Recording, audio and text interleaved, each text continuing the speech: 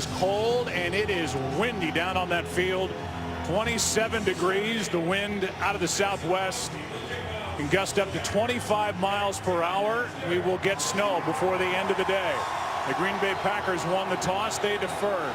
The Bears will start this day with the football as Crosby will kick it away, and Devin Hester, one of the best ever, will return it for Chicago. We can't wait to see what unfolds here today. Glad you're with us on Fox. Hester from inside the 5. Has some room. Crosses the 30, crosses the 40. And it was Crosby who knocked him out.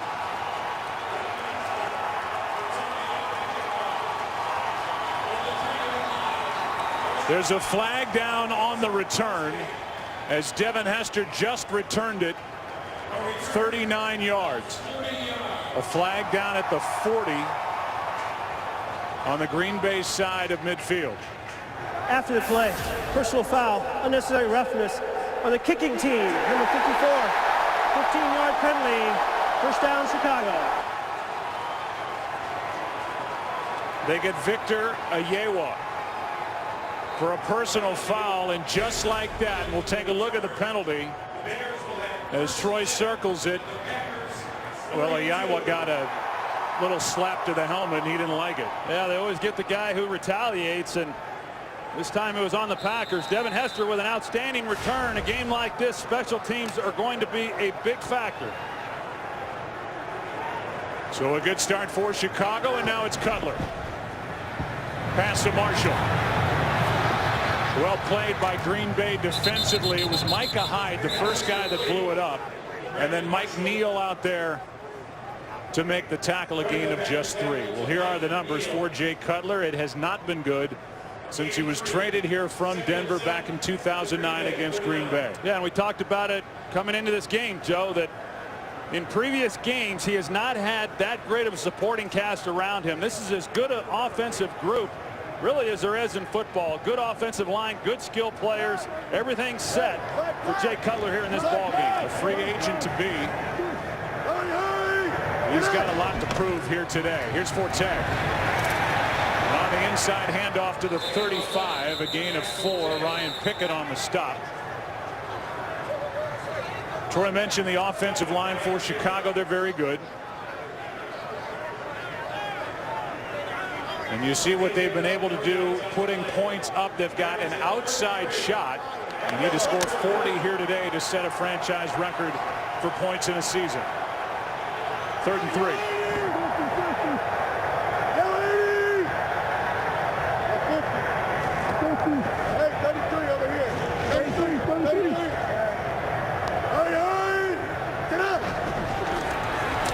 Cutler, quick throw, pass broken up. Jeffrey the intended target, and great coverage by Williams. Well, Tramon Williams was playing inside technique. You see where his alignment is. He's anticipating the slant route because of where he initially started off. He had a great position in order to make a play on that ball. If Adam Podlish has done one thing well this year, it's directional punt. His overall numbers not that good, but he's down 26 inside the 20. He'd like to do better than that. Hyde waiting over his head, and it's tapped, still in play, and they're going to mark it after a conversation in the end zone. Michael Ford was down there, and as the officials got together and they're meeting again, they're saying that this ball was touched by Ford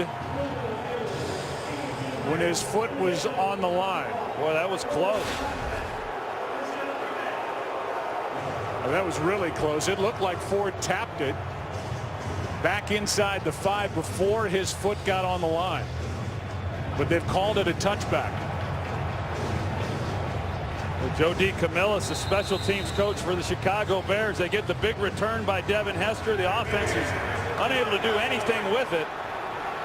But boy, it sure looked like, I agree, it was awfully close as to whether or not Ford was able to keep that ball from being a touchback. Yeah, that is a reviewable play. And the challenge flag has been thrown by Mark Trestman. Again, Ford gets it on his left forearm there, and it looks like he gets rid of it before he gets on the line. Yeah, I think what the official sees is the right foot there, Joe, but I don't think, from what I could tell, it was on the line. I think that this is going to be overturned. Chicago is challenging the ruling on the field of a touchback. So Trestman throws the flag. We'll get the call when we come back. The early challenge from Chicago. Where will the ball be placed, and where will Aaron Rodgers start with it? We'll find out. We'll get the call here momentarily. The ruling on the field stands. Green Bay's ball, first down. Well, this is interesting because we've looked at this a number of times, and not only does Ford, at least to us, appear to touch it before going on the line, but the same for Costanzo, who comes in at the end of it. But the call by Clete Blakeman, who is the referee, and it's ultimately his decision, is that somebody was on the line, and we just don't see that. Yeah, we don't see it, and I think that if they are picking one of those guys, it would have been Blake Costanzo, and so he really did not need to come sliding into the ball the way that he did. A toss to Lacy, and Lacy with his bad ankle has a nice start to his day. A 14-yard carry on a toss from Aaron Rodgers. And Eddie Lacy, who has just had a phenomenal rookie season, is injured but still running hard. An outstanding job by the offensive line. Evan Dietrich Smith, the center, he pulls, he leads the way. Andrew Corliss makes a nice block. Great start for the Green Bay Packers.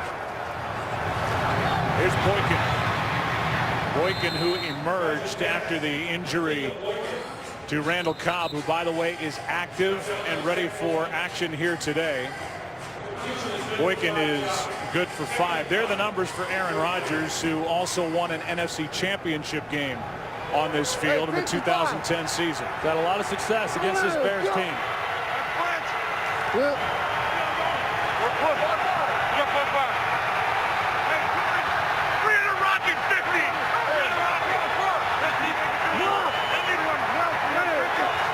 On second down and 5. Rodgers protected. Pass caught. That's Corliss. And the big tight end, good for another Green Bay first down. And already you can see Aaron Rodgers changing things at the line of scrimmage. And with his knowledge and his presence, he made the call at the line. Hey, the Bears have not been good this year getting pressure on quarterbacks. Last in the NFL in sacks. They cannot give Aaron Rodgers that kind of time in this game. And off to Eddie Lacy, who 3 weeks in a row has tweaked a sprained right ankle. It's not the high ankle sprain. He checked out of the game last week against the Steelers in the third quarter, but he is ready to go, and he's not even running with a limp. No, and it's pretty remarkable. He injured that ankle against Atlanta a few weeks ago, and he's been unstoppable ever since that happened. Second and 3, toss to Lacy.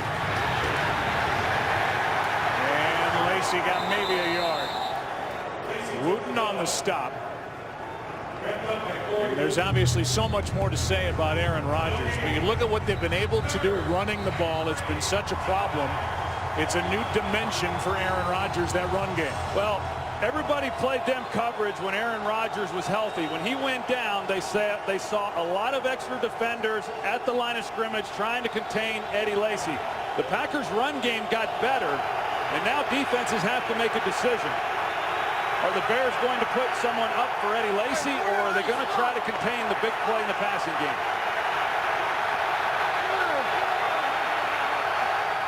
Timeout. Play clock winding down. Prior to a third down for number 12. The MVP is back for Green Bay. Timeout, Chicago. For the game, Matt Forte went over, and maybe a little tap on that formerly broken left collarbone. Talk more about that after a 3rd and 2.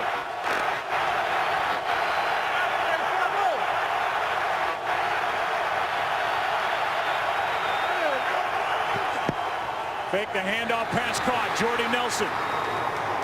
And that quick throw from Aaron Rodgers, who's been practicing for 3 weeks. He says he feels fantastic. His arm is ready to go. Excellent route by Jordy Nelson. The difference is Aaron Rodgers gets the ball out of his hands so quickly. The Packers are anticipating that route. They're trying to run James Anderson underneath it. That's the difference in Aaron Rodgers and Matt Flynn. Just the quickness that the ball comes out of his hands. 14 yards to Nelson on 3rd down. Now a toss to Lacey, who cuts back upfield and knocked down at the 25. Troy, you had a broken collarbone in your career. It's not that infrequent an injury for a quarterback. How do you think the collarbone for Aaron Rodgers holds up the rest of the way? Well, I think he's fine as long as he doesn't land on it like he did when he broke it. You know, I mean, a healthy bone snapped then. This one's not completely healed, but he did take 7 weeks off. I don't think that is on Aaron Rodgers' mind at all, and he has gotten into a nice groove here on the opening possession. Hey, Jerry, 5-5. Jerry. Hey, Lucy.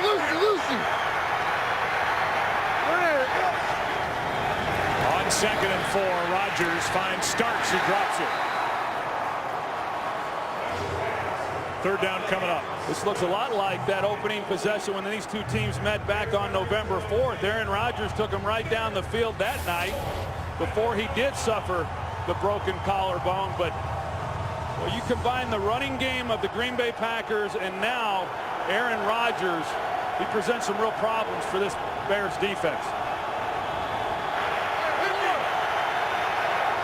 3rd down and 4.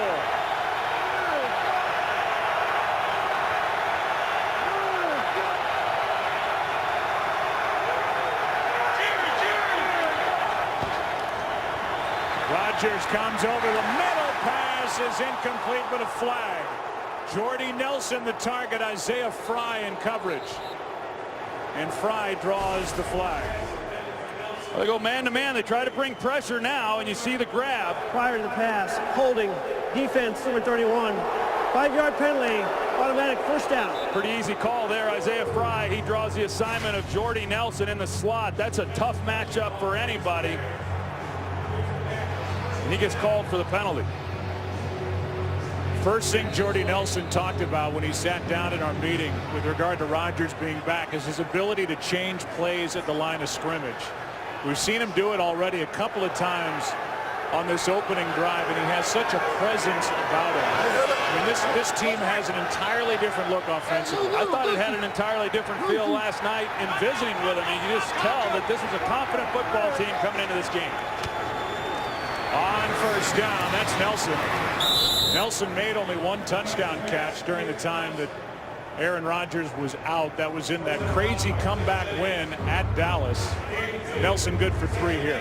About Mike McCarthy when he came into that meeting room last night, Joe. I mean, I haven't seen him that excited or with a smile that big in a long time the day before a game. Hey, smart. I'm with you. Rodgers, Boykin, nowhere to go. Did all he could.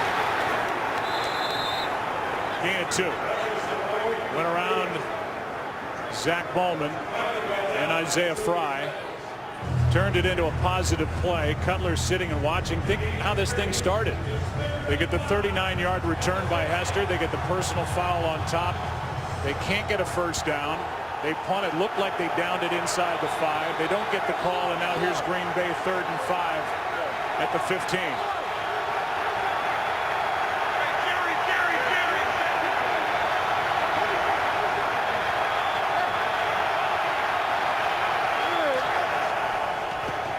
Pass is high but caught. Nelson made the catch, and he's got enough for a 1st down.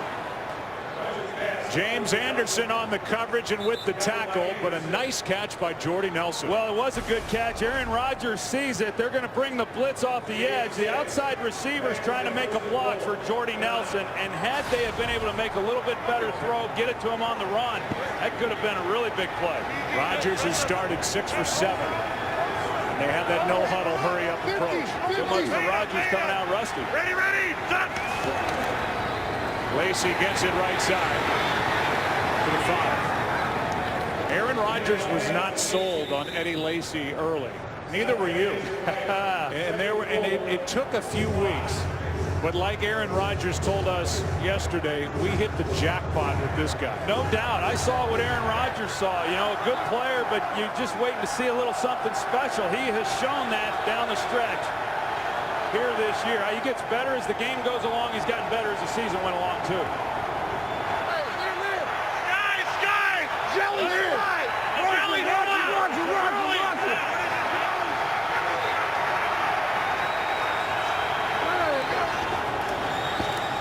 Rodgers is going to slide.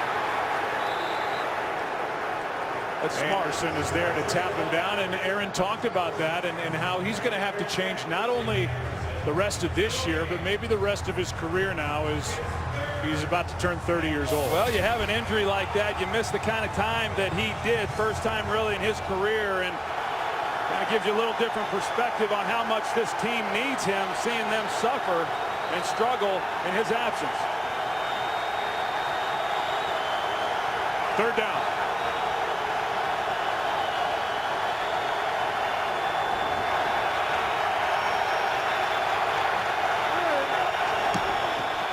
Rodgers out to his right. Pass is picked off. Intercepted by Chris Conte.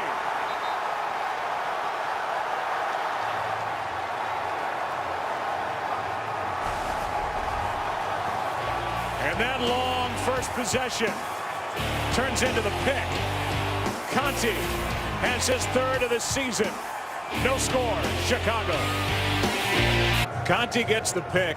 David Bass had the pressure in a 14-play drive, and Aaron Rodgers returned to this offense that covers 75 yards in 7.5 minutes. Ends up in Aaron Rodgers' 4th career red zone interception.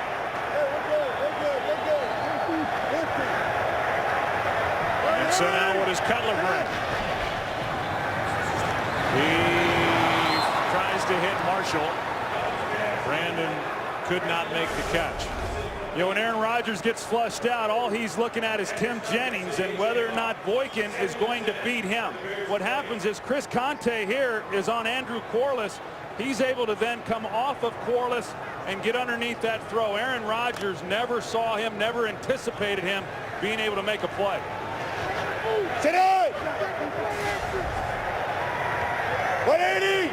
Now 2nd and 10. 180! Pass is caught this time by Marshall for a first down. 13-yard catch for Brandon Marshall as these Bears boast 2 1,100-yard receivers. Yeah, and Brandon Marshall says he hasn't felt this good in weeks. He was suffering from hamstring and quad injuries, and then last week he went and saw a therapist and got some treatment, and they were able to get it released, and he says that he's poised for a huge game, as good as he feels. 180! Aiming for a 5th straight 100-catch season. Handoff is to Forte. A ton of room into Green Bay territory. 21-yard carry by Matt Forte. You see this over and over this year from the Green Bay Packers. Right here looks like Jamari Lattimore. That's his gap. And if you're going to contain, as Mike Neal does up the field, then somebody has to be there in the hole. The Packers have not shown much discipline in run defense throughout this season. This has been a bad defense. Suffered a lot of injuries, but they've given up a ton of points, especially lately. Here's Forte to the 45. And take a look at Green Bay and what they need to do defensively as they come into this ball game. One of them is get pressure on Cutler. We talked about the lack of success that he had. Let him know that today was going to be no different. And then they have to limit the big plays. The Achilles heel for this Packers defense has been the big plays against them. This is a Bears passing game with Brandon Marshall and Alshon Jeffrey that's certainly capable of chewing up some big yards. 2nd and 8. 180! 180! Cutler steps up, throws. Downfield, pass caught. Brandon Marshall.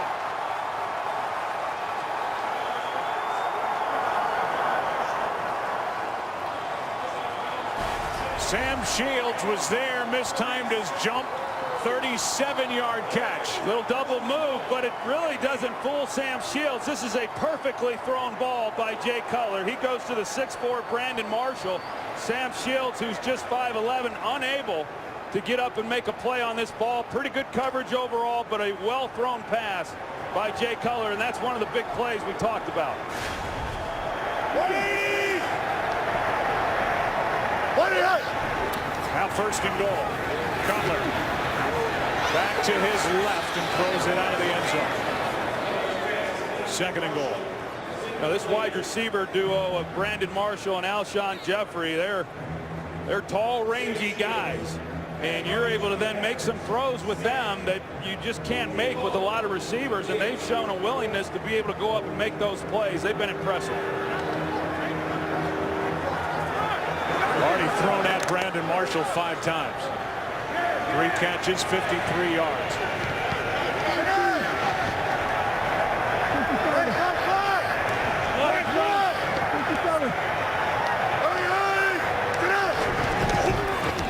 Forte down inside the 5. Raji on the stop. Third and goal coming up. Well, so now the Bears come back and they're putting together a drive of their own after that interception by Chris Conte. And I know Mark Trestman talked about the approach coming into this game, trying to get Matt Forte going a little bit earlier in this game, something that they weren't able to do last Sunday night against Philadelphia because that game got away from them so quickly. Third down and goal.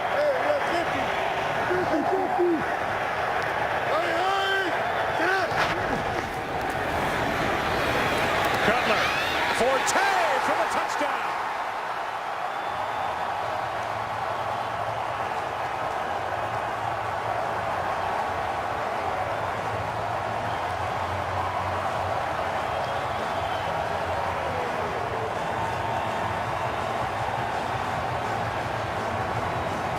Just an outstanding job by Jay Cutler. He's got protection, but he's going to slide up in the pocket, help those tackles out. They got Matt Forte coming out. He's running an option route. He creates separation. That's just a great drive by the Chicago Bears, coming away with a touchdown. 37-yard completion, and Marshall set it up. Matt Forte had a 21-yard run and capped the drive with a 4-yard touchdown catch. And it's 7-0. What a shift. Aaron Rodgers taking the Packers down the field, had a 14-play drive end with that. And then Forte on the other end, 7-0 Chicago. Aerial coverage provided by Nationwide Insurance. Packers went down the field, through the interception in the end zone. And now the Chicago Bears all fired up after an 8-play, 80-yard drive. And Cutler made some good throws on that possession, getting the Bears into the end zone. This is former Bear Khalil Bell. And he is spun down at the 19. So much focus on the quarterbacks in this one on a cold day in Chicago. Rodgers the pick. Cutler a touchdown. 7-0 Chicago. Win and in. Win and you win the NFC North, and you host a playoff game next weekend. Bears strike first. Couldn't do anything with great field position to start their day, but got an interception in their own end zone and turned it into 7 points. And now Aaron Rodgers starts with it at the 19.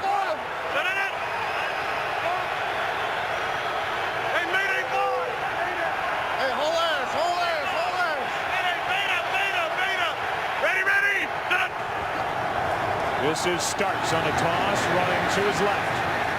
Cuts upfield, picks up a yard. Peppers on the stop. Here's Kurt with the game break. The way the day has unfolded, the San Diego win against Kansas City's backups, and they clinch a spot in the AFC playoffs. But Dexter McCluster put the Chiefs up 14-0 right now from Chase Daniel. That kind of day already. It's 14-7. Kansas City up now. Joe, Troy, and Pam. Crazy day in the AFC, no doubt. There's hope for the Steelers. Here's Starks again on the toss. he's knocked down just short of first down yardage, a gain of 7 by Isaiah Fry. Now you look at this Bears defense here in the early going. Mel Tucker talked about it the other day, and he said that he was going to bring some pressure, try to mix some things up defensively, and that's exactly what he has done. He's not known as a guy who likes to bring a lot of pressure, but he has done that here in the early going.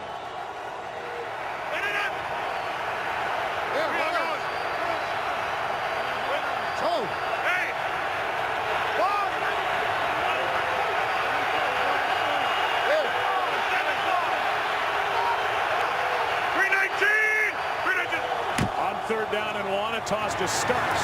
First down. Mike McCarthy wanted to get James Starks more involved early. He's done that. This has been his possession, and we look at the defense for Chicago and circle that name, or at least pay attention to the name Julius Peppers. He's got to step up here today. Well, they got to create takeaways, and they've done that already, which has been big in this game.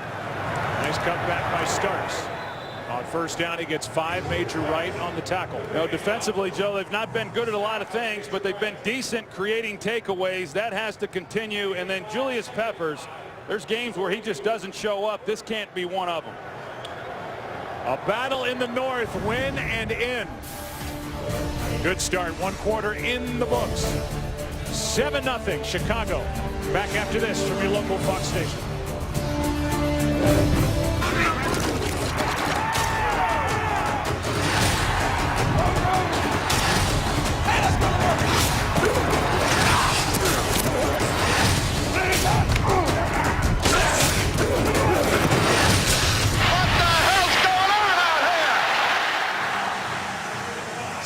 The great rivalry, the Green Bay Packers, the Chicago Bears. 26-degree day in Chicago. 7-0. Bears on top, and Randall Cobb is back in action. Missed 10 games, broken leg. He was hurt at Baltimore week 6 in the middle of October. Such a valuable part of this offense in the slot, and that's where he is. 2nd and 5.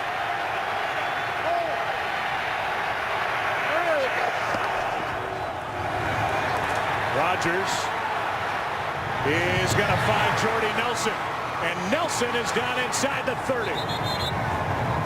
He went around Tim Jennings after making the grab, and Aaron Rodgers found Nelson for 33 yards. It's a great job by Jordy Nelson, because he's running the go route, but as he turns to look for the ball, he sees that Aaron Rodgers needs help, and so he comes back, works down the sideline, creates a lot of space, easy completion. It's an excellent job by Jordy Nelson helping out his quarterback.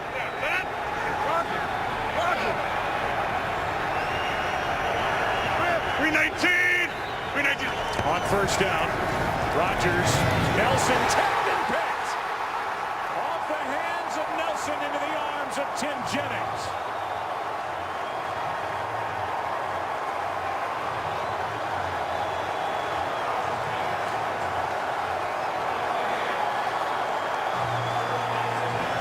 Two picks for the Chicago defense. It looked like Josh Sitton may have got pushed back just enough to get into the way of Aaron Rodgers and force that ball to come out a little bit higher than what he liked. You don't see Aaron Rodgers have multiple interceptions in a game very often, but he's got 2 now here in the first half.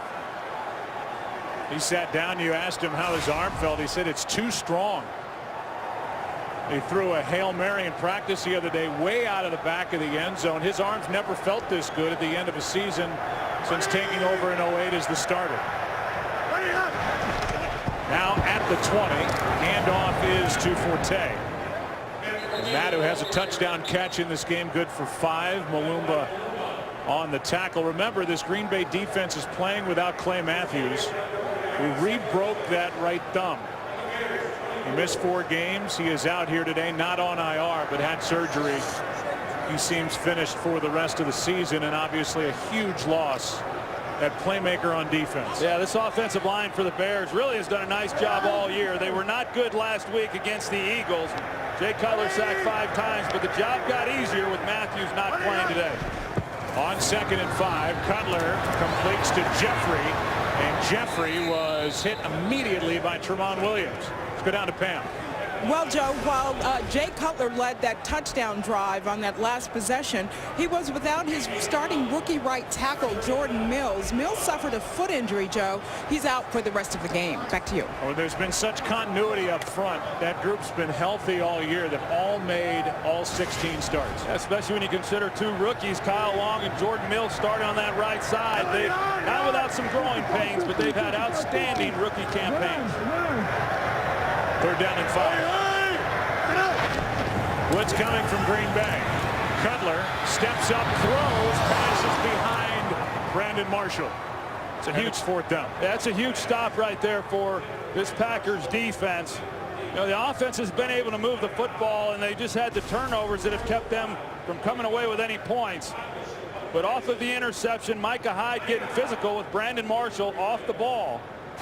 And a key stop there on 3rd down. Podlish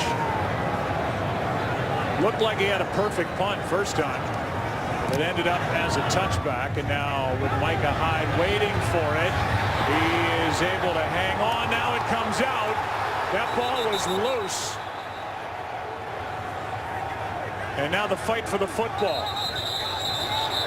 Hyde looked like he juggled it, had it, lost it.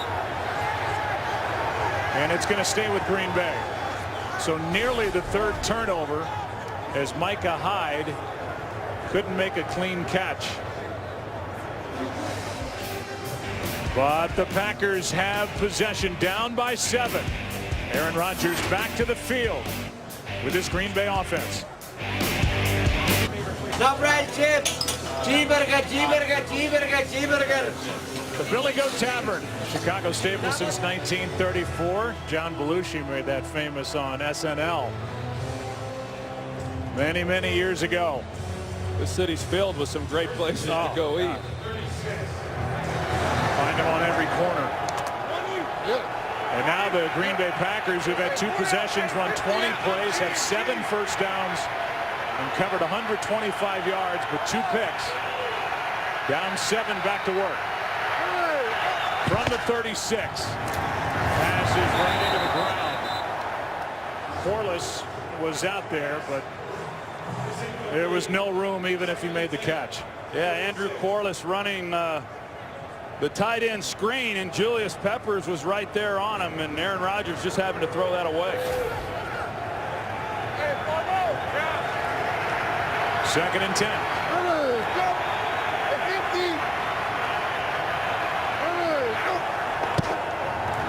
Handoff to Lacey.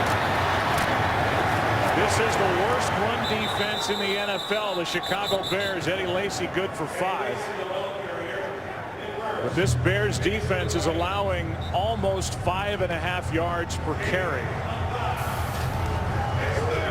It's at 5.4, and you have to go back to the expansion Vikings in 61 for a worse figure. You're going back over 50 years to find a run defense that's worse. That's pretty poor.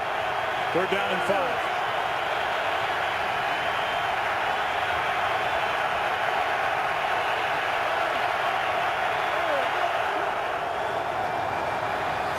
Pass is caught by Nelson. Jordy Nelson happy to have his quarterback back. And the completion on 3rd and 5 of 26. This is a play that gave them problems the last time these two teams met. Jordy Nelson just running a dagger right through the middle of the defense, man-to-man coverage, and Aaron Rodgers throws a strike.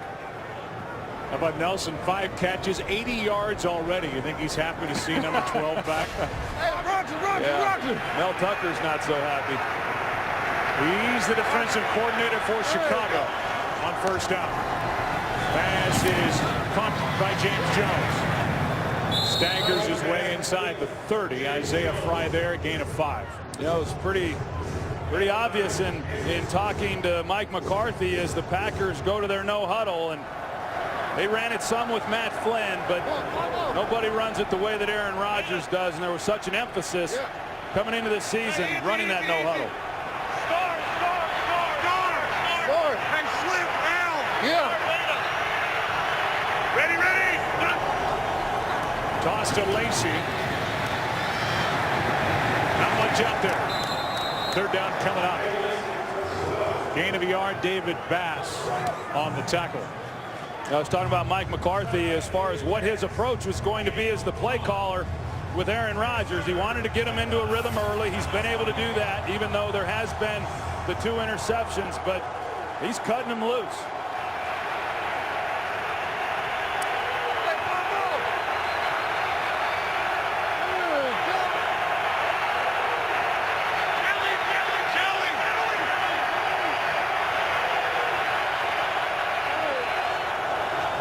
Third down and 4.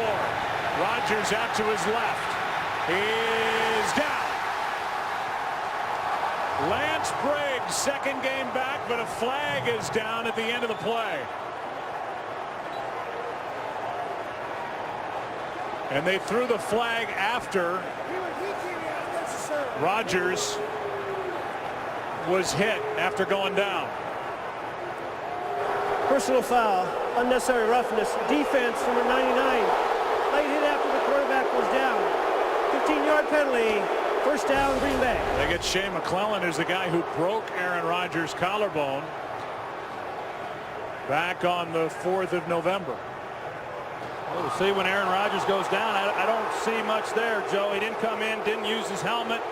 You know, he's in the process of trying to make a play and pull up at the same time. Bodies are in the way. I think that's a bad call. Mel Tucker, the defensive coordinator, however, does an excellent job of disguising the looks, and he's brought a number of pressures here in this first half. The Packers were able to pick it up, but Aaron had nowhere to go with the football. I mean, what a call against Chicago. He just rolled on the body of Aaron Rodgers. There didn't look to be anything extra there at all. Here's Jones on the edge, and James Jones with a stiff arm gets a few extra yards as he pushed Bowman, a gain of 6. You know, Shea McClellan, he's been pretty active here in this first half, and you know, think back to that last game.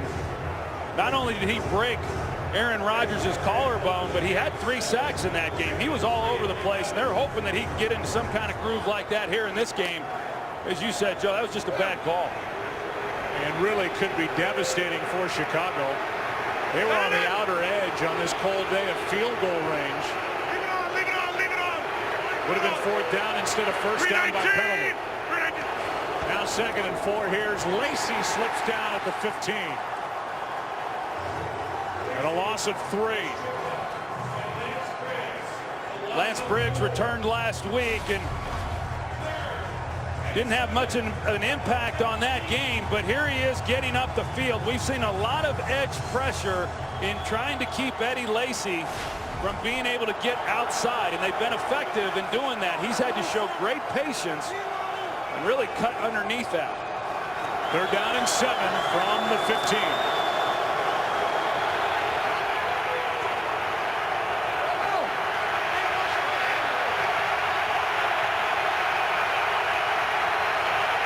Timeout number 2. We'll take a break as well. This crowd will rev it up when we come back before 3rd and 7.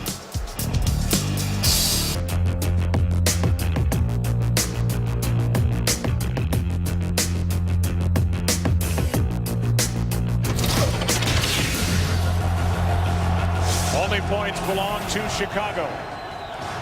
This win and in game at Soldier Field. 3rd down and 7.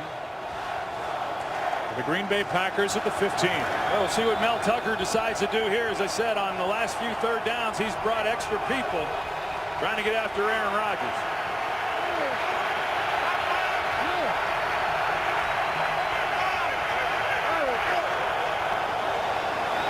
Rodgers floats it. Pass is incomplete. Off the left hand of Jordy Nelson, who's been the top target today for Aaron Rodgers. It's 4th down. You know, Chicago looked like they might have got caught trying to check defenses right at the time the ball was being snapped. You see the linebackers are going to start trying to communicate out to the corners what the coverage is. Ball was snapped, but yet they were able to make a play on this ball. So even with the poor call in keeping this drive alive, the Bears toughen up and force a field goal attempt. 33-yard try by Crosby. He has had a great year. 3 Packer possessions, all 3 got inside the Chicago 30. With a total of 3 points, down by 4. Under 8 to go, first half. A 7-3 game with Chicago on top. Bears about to get it back. Again, 3 possessions. All 3 have gotten inside the Bears' 30-yard line. With only 3 points. 2 times inside the red zone. Hester's already had a good one today. With this iffy footing, he catches it on the run. Picks his way out to the 25. The ball came out. There's a flag down. Hester, who fumbled on a kick return last week at Philly, lost the ball on the return. But again, a flag is down, and we'll see who comes out of that pile with the football.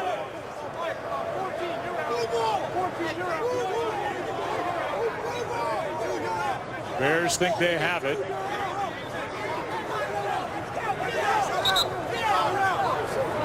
And it's Hester on top of the football at the bottom of that pile. But again, a flag is down. 17-yard return, and Hester almost coughed it up. During the return, illegal block in the back. Return team number 52. Penalty is 10 yards from the spot of the foul. First down, Chicago. That's Blake Costanzo. Friday, one of the best bowl games of the year is right here on Fox. It's the 13th ranked Oklahoma State Cowboys take on James Franklin and the 8th ranked Missouri Tigers. AT&T Cotton Bowl Classic Friday at 7:30 Eastern, only on Fox. Well, the Bears were fortunate they were able to get back on that fumble. Think back to last Sunday night, and you mentioned it, Joe, the fumble by Devin Hester in that game. That's what turned that ball game around so early. It's clearly out, but Devin Hester gets a fortunate bounce, and he's able to get right back on top of it. Drive starts at the 10. Play action to Forte, and Cutler goes down. Sack on the play, and it's Malumba. And for Andy Malumba, he's got his first, the rookie free agent out of Eastern Michigan. Andy Malumba, he just goes right through Martellus Bennett. Bennett is regarded as a pretty good blocker, but you see the power rush there by Malumba, pushes Bennett back and then creates some separation, comes right underneath and gets a sack on Cutler. So his first in the NFL. He's coached by one of the all-time greats, Kevin Green, the outside linebackers coach, and they've had to juggle those linebackers so much because of injuries. Brad Jones is inactive today with his bad ankle. Here's Forte. Forte on 2nd and 12 gets 2. Let's go to Kurt with a game break. Well, the Chargers have tied it with Kansas City. Phillip Rivers hooking up with Antonio Gates' 4-yard score. All even at 14. San Diego wins. They're in the playoff. If they lose, Pittsburgh grabs that last spot in the AFC. Joe, Troy, and Pam. You see Kevin Green right there. You mentioned him, Joe. Both he and Winston Moss, they've earned their pay on the staff this year with all of the changes that have occurred at that linebacker position, both inside and outside. 3rd down and 10.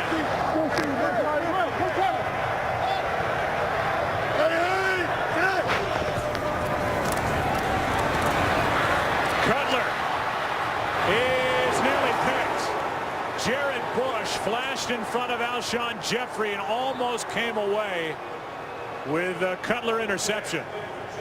That was a dangerous throw there by Jay Cutler, throwing back into the middle of the field. Looked like had he have kept the ball and ran, he might have been able to pick it up with his legs. He does a good job navigating the pocket, stepping up, and you see what he had out in front of him.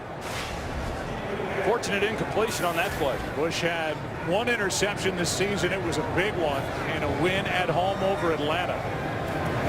Here's Podlish, and he hits a short punt. Very poor punt by Podlish, and it's going to be tapped down near the 41. Just a 30-yard punt. And the crowd lets the Chicago punter hear it. Kevin Green pumped up. His guys stepped up. Packers have it down 4. There's us, 26-degree day in Chicago here, week 17. Winner of this game wins the NFC North. Drive starts at the Chicago 41 after that 30-yard punt. It's not often you give the Packers offense this kind of field position and hold them out of the end zone either. Here's Lacey. Well played. Well played up front by the Chicago Bears defense. James Anderson was out there to make the play, a loss of 2. Really an outstanding job of really pursuing the football. And as I said on the previous possession, this Bears defense has really rallied in keeping Eddie Lacy from getting outside. Whether that's running the defenders up the field and making him then cut back to the middle. This time it was just great pursuit that kept them from being able to get to the corner.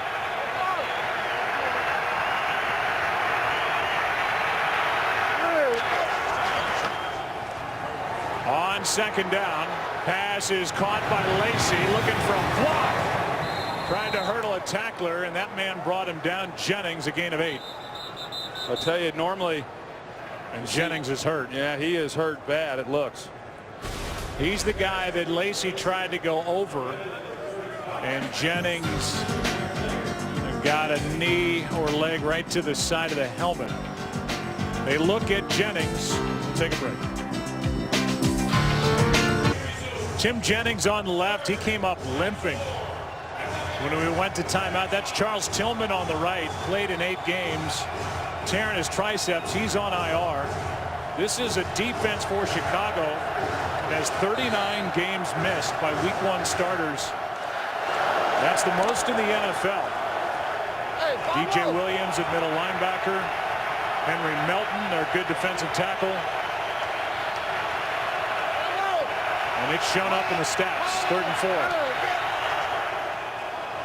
Pass is caught for the first down. That's James Jones.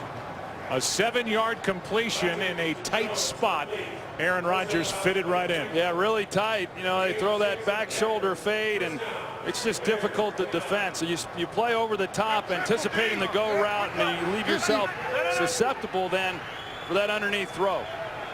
Hey, pop up. 319. 319. Here's Starks, comes back. And James Starks stumbles down to the 20. Gain of 9. James Starks has had really a nice year.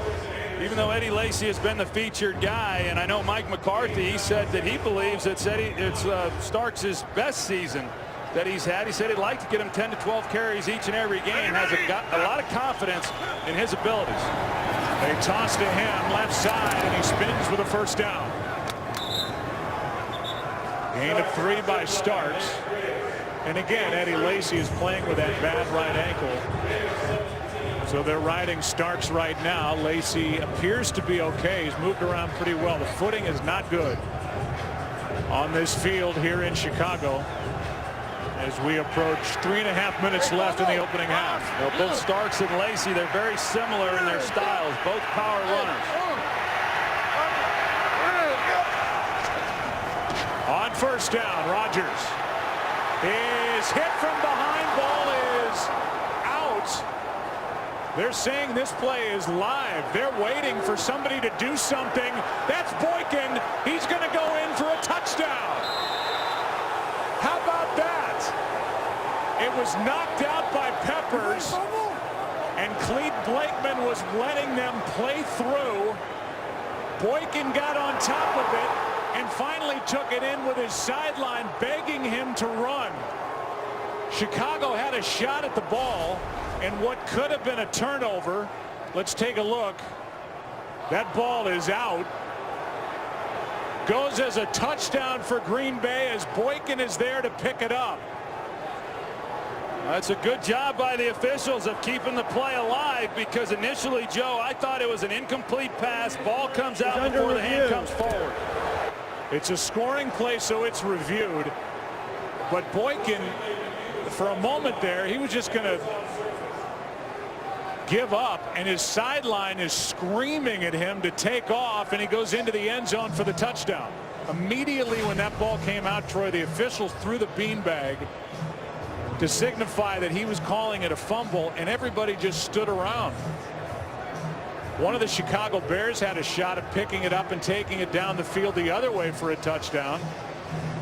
He just walked right by it, and Boykin finally, after hearing from his sideline, took it in for the score. Well, that's the benefit that he has with the ball being on the Green Bay Packers half of the field. So when Boykin goes and picks it up, he's nearest to the Packers sidelines, and those coaches are yelling for him to continue to keep with the ball into the end zone for the touchdown. And I saw with so many players on the field saw that it looked like it was an incomplete pass initially, but that's a good job by those officials. Let's go to Mike Pereira in LA. Mike, what'd you see back there? The same thing you guys saw. It's interesting because he gets hit from behind, and that's what propels the ball forward. But that initial contact was before the hand started to go forward, and the ball spun in his hand. So here, getting hit from behind, if you take a look here, ball's hit, hand is hit before the hand starts forward, and the ball slips in his hand, and it ends up being pushed forward. So it is a fumble. And like you say, good job of not reacting by the downfield officials and making a ruling of a play being over. And I think when you look at this, it is in fact still a fumble. Ball's out even before the elbow starts forward, but it is the hand that's the determining factor anyway. Yeah, that was interesting what Mike said. This is a crew that's been under fire this season, this officiating crew, but even the guys downfield let the play continue. Nobody blew a whistle. They were watching Blakeman, who threw the beanbag, and Boykin eventually picks it up and takes it in. I don't see any reason why this wouldn't stand as a touchdown for Green Bay. Yeah, I don't either, Joe, and the crowd reacts. And let's get the call. Remember, it was Blakeman who made the call on the fumble, and now they're bringing Blakeman back to the sideline. But clearly the hand was in essence empty. The ball had been spinning and then it was propelled forward, but the ball was not clean in the hand of Aaron Rodgers. And now they're evidently talking about the clock, which right now shows 3:28 left, but we'll get the call from Blakeman. But this ball is out of the hand of Aaron Rodgers. I don't think there's any doubt about that.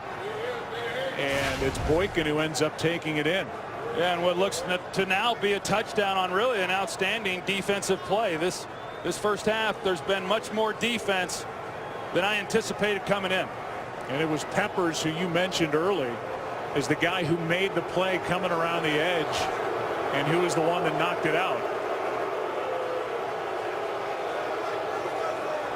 But they bring Blakeman back now. He's ready to make the call. He's got a stadium and a big viewing audience waiting to hear it. After reviewing the play, the ball was loose prior to the quarterback's hand coming forward. It is a fumble with a valid recovery and advance for a touchdown. The ruling on the field is confirmed. It is a touchdown. And Boykin gets the score, but it happened after he was prodded by his sideline to get going with the football, because he was about to give up on the play as well. And it's a 15-yard fumble return for a touchdown on the part of Jared Boykin. And for Boykin, his fourth total touchdown of the season. It's a 10-7 game. That was the proper call, and the Packers have their first lead.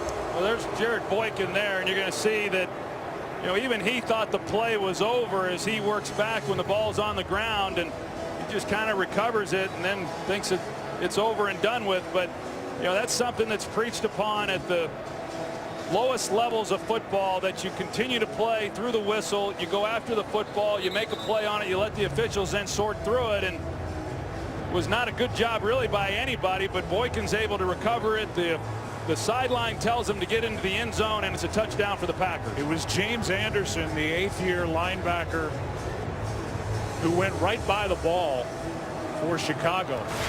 And that touchdown on what looked to be initially an incomplete pass, but ruled a fumble properly, that could have gone the other way for a touchdown for Anderson in Chicago, but it's Boykin who happened to be in the right spot at the right time, and the Packers lead by 3 with under 3.5 to go in the half.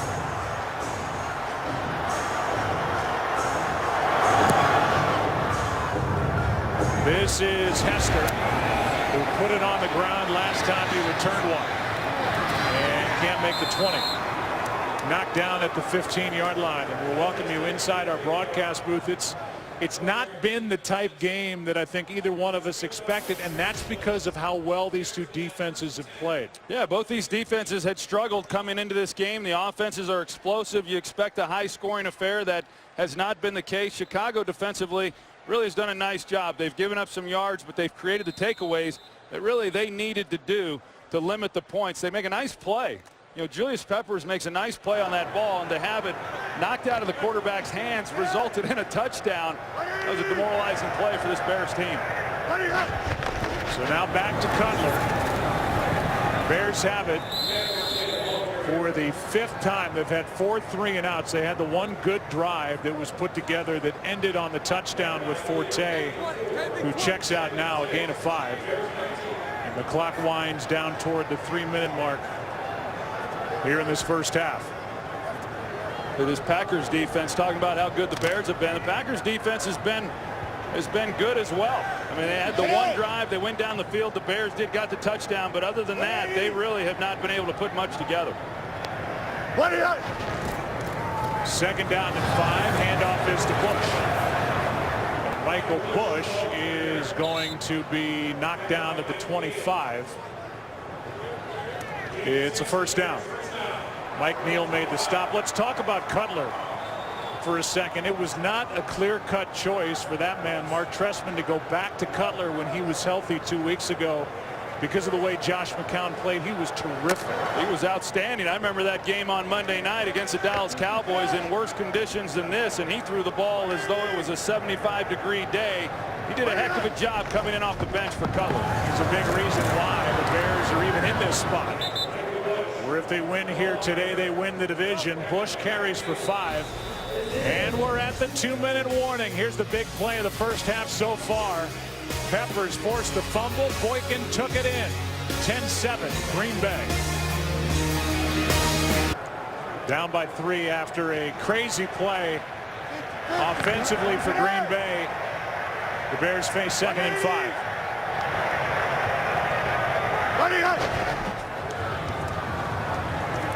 Pass is caught. 1st down. Alshon Jeffrey. Ball is out. Picked up by Green Bay. A lateral to Shields, and Shields down inside the 30. The fumble picked up by Morgan Burnett, and then he found Sam Shields, who took it inside the 30-yard line. Let's take another look. Yeah, good throw there by Jay Cutler, and then at the end of this play, see if he was still up. Sure.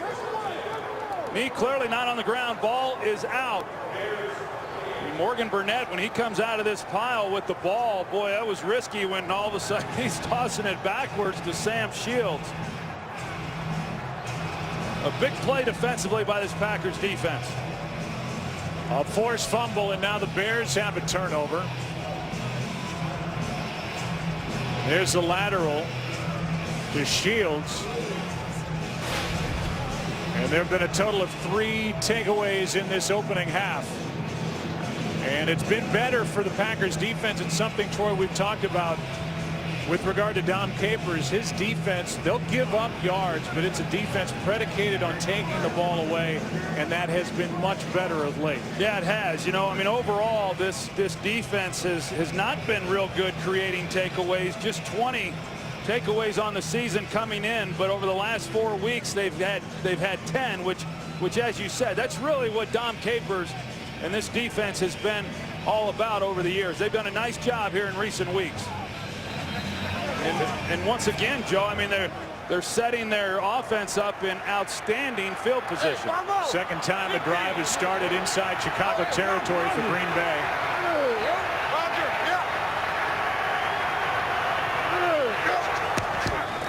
Lacey gets it, and he just drives forward to the 25. 1:39 left, in Green Bay with 1 timeout remaining.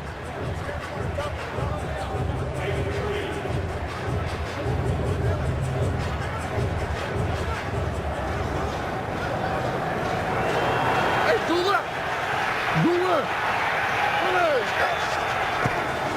2nd and 7. Pass is high for Jordy Nelson. And Rodgers knows he missed one with that throw. go back to that play. The last points that were put up, Boykin is there to pick it up.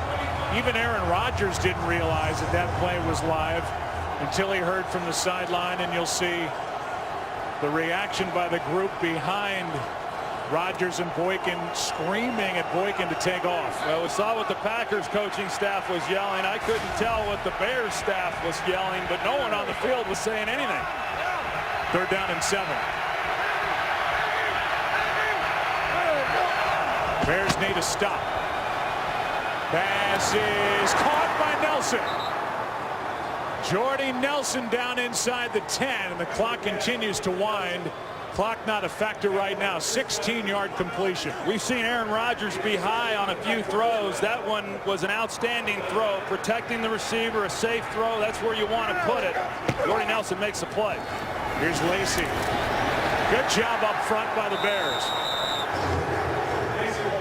Lance Briggs was in there, and the clock winds under 45 to go. Here's the route by Jordy Nelson. He's a big target, but Aaron Rodgers got flushed to his left, and then he's making a throw really without knowing exactly what is out in front of Nelson. So then you want to put it down low. So good ball placement by Rodgers. Nelson makes the play. We still have a timeout, taking a lot of time. Rodgers is going to throw it away with 11 seconds remaining in the half before a 3rd and goal. Wooten with pressure. Piece of halftime is coming up with Kurt, Terry, Howie, Michael, and Jimmy. Seahawks are doing their part to wrap up home field advantage, and the Chargers have a win and in situation, same as we have here in Chicago. We've seen a few times now with Aaron Rodgers afforded protection in the pocket, just nowhere to go with the ball. This secondary for the Chicago Bears has really been strong.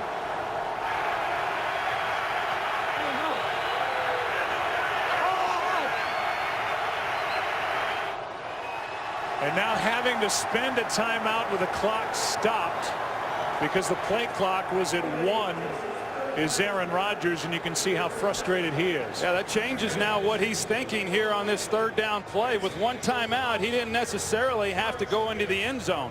You know, you could throw something underneath, give your guy a chance to maybe run in. If he doesn't get in, you have time to make the call timeout. But now with no timeouts left, he's got to be smart with the football. So it's 3rd and goal, a shot into the end zone, and if they don't get it, then Crosby would come in for the short field goal try. So this is McCarthy and Rodgers trying to dial it up on 3rd and goal from the 9.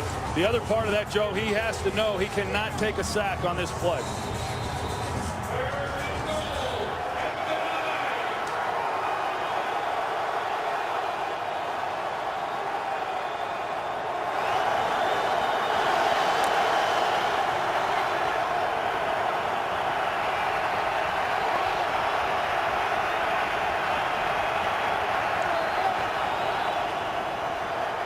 Rodgers is incomplete, nowhere to go.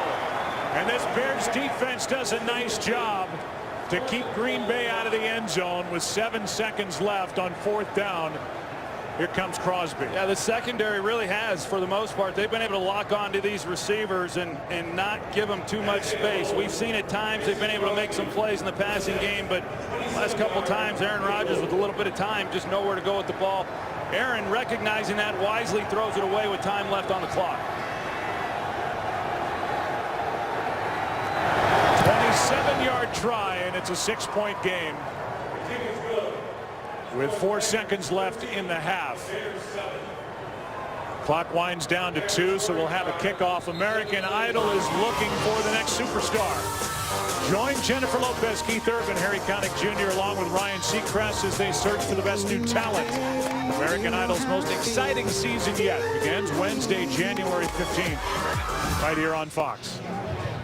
Packers now have been inside the red zone 4 times. Their 1 touchdown was on that fumble return by Jared Boykin, and this has been a top 10 red zone offense since Aaron Rodgers took over as a starter. But this year they started the day number 27 in the NFL. So granted, a lot of that's with Aaron Rodgers out. But they've missed some chances here today. Yeah, they have. You know, I mean, the Packers just really with 2 field goals in this game where the defense creates the takeaway. The Bears do on Chris Conte's interception. And then they come back, knock the ball out. Julius Peppers, that, as we know, is what led to the touchdown by Jared Boykin. But defenses have been pretty good here in this first half, and neither offense has been real consistent. Packers will get the ball to start the second half. Weems gets on top of it. Time has expired in this first half. And now the two teams shove a bit, but there's no time left on the clock.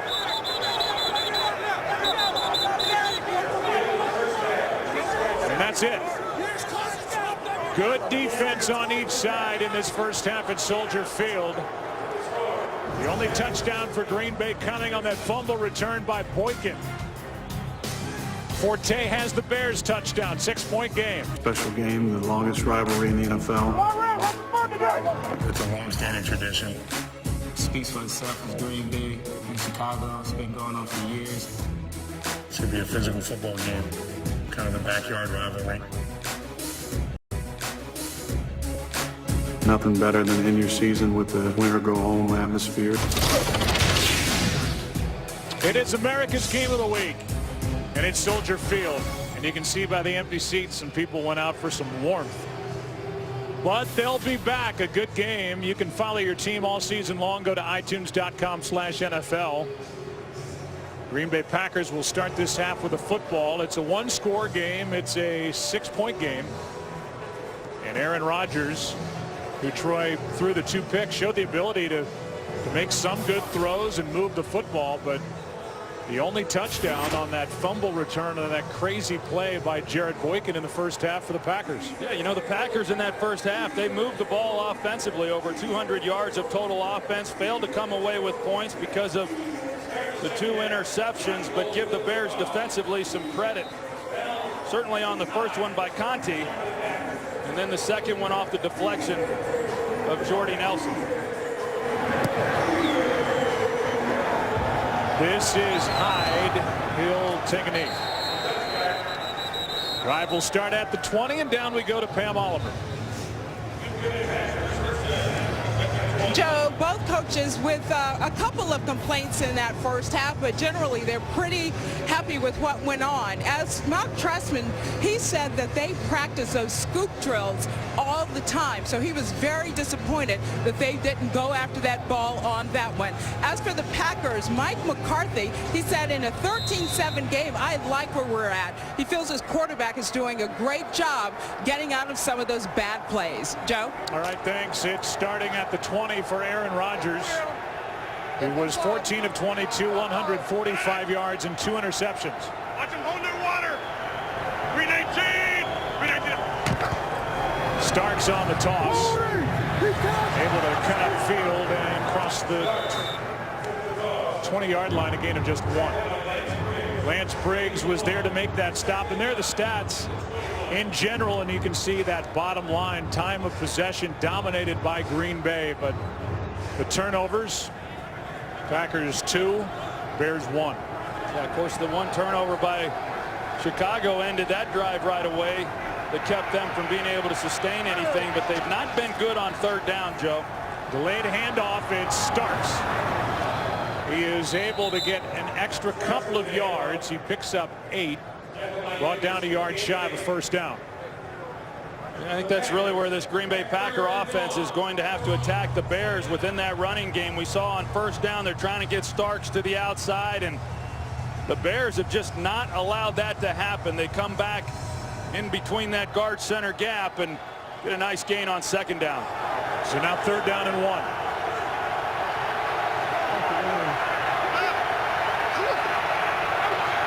Starks split out wide to the right.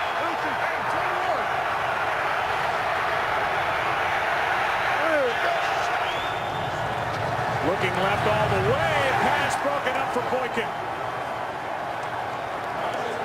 Coverage by Bowman. And it's 3 and out. They come back with the slants, and certainly a little bit of contact at the top of that route, but that's something that the Green Bay Packers do extremely well, get inside position on those slant routes, but a good job defensively there by the Bears, forcing a 3 and out to start this second half. So not running the ball on 3rd down and 1 against the league's worst run defense are the Packers, and now Mastay hits it end over end. It takes a Green Bay bounce, but right to Devin Hester. Has some room. Devin Hester. Mastay slowed him down, and Hester spins down inside the 30.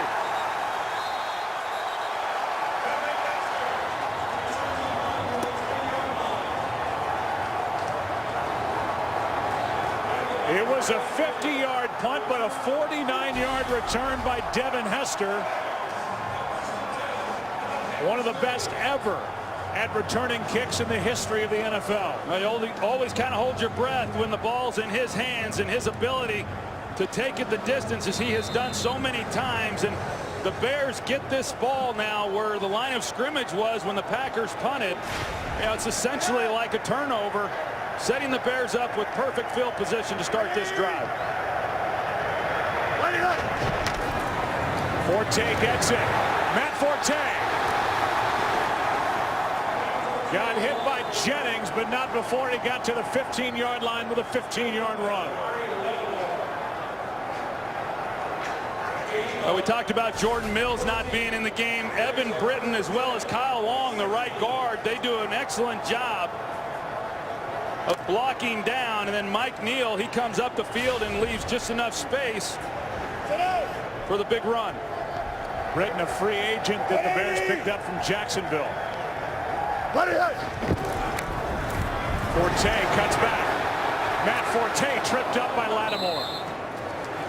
And that may have been a touchdown saving tackle by the young linebacker Jamari Lattimore, who's in his 3rd year out of Middle Tennessee State. Yeah, and Lattimore out of position again. He's playing inside. He's able to make the tackle, but he was out of position, which forced him to have to make the shoestring save. Now 2nd and 7.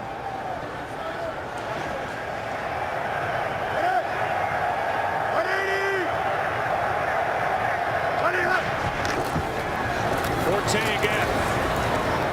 3rd and short coming up.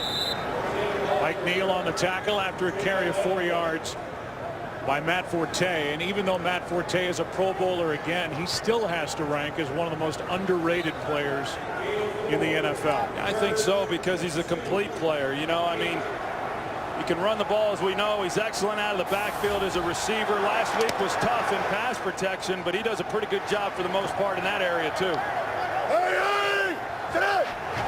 On 3rd down and 3, it's Forte running left. Cuts upfield. And Matt Forte's got a 1st down at the 5.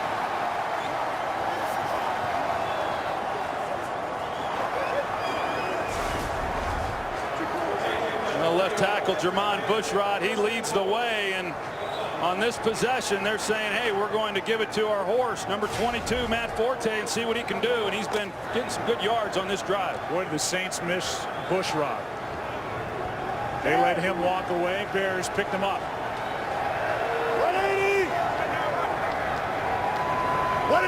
1st and goal from the 5. It's Forte.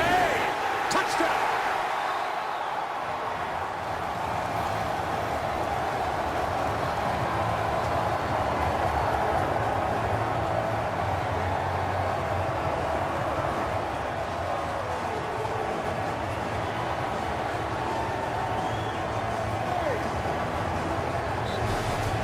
Well, they wanted to get Matt Forte going earlier in this game, but they do it here to start this second half. 5 straight runs to Matt Forte, not one pass. With great field position to start the drive. They drive it right down the throats of the Packers. Touchdown Bears. Devin Hester set it up. Robbie Gould puts the Bears on top. It was Hester who got it going with a 49-yard return. And then it was the Chicago offense. Matt Forte. Bears on top by 1. Taking a trip on the L with us in this great city. It's got it all, and right now they've got a 1-point lead. 14-13, win and in. That's what's on the line here at Soldier Field. 25-degree night. Bears on top. Early second half. Bell takes a knee. Devin Hester with a big return. Forte with a touchdown, and now number 12 back to the field, down by 1. There's a day for Aaron Rodgers. Starks, their top running back today. Jordy Nelson just under 100, with the Packers down by 1.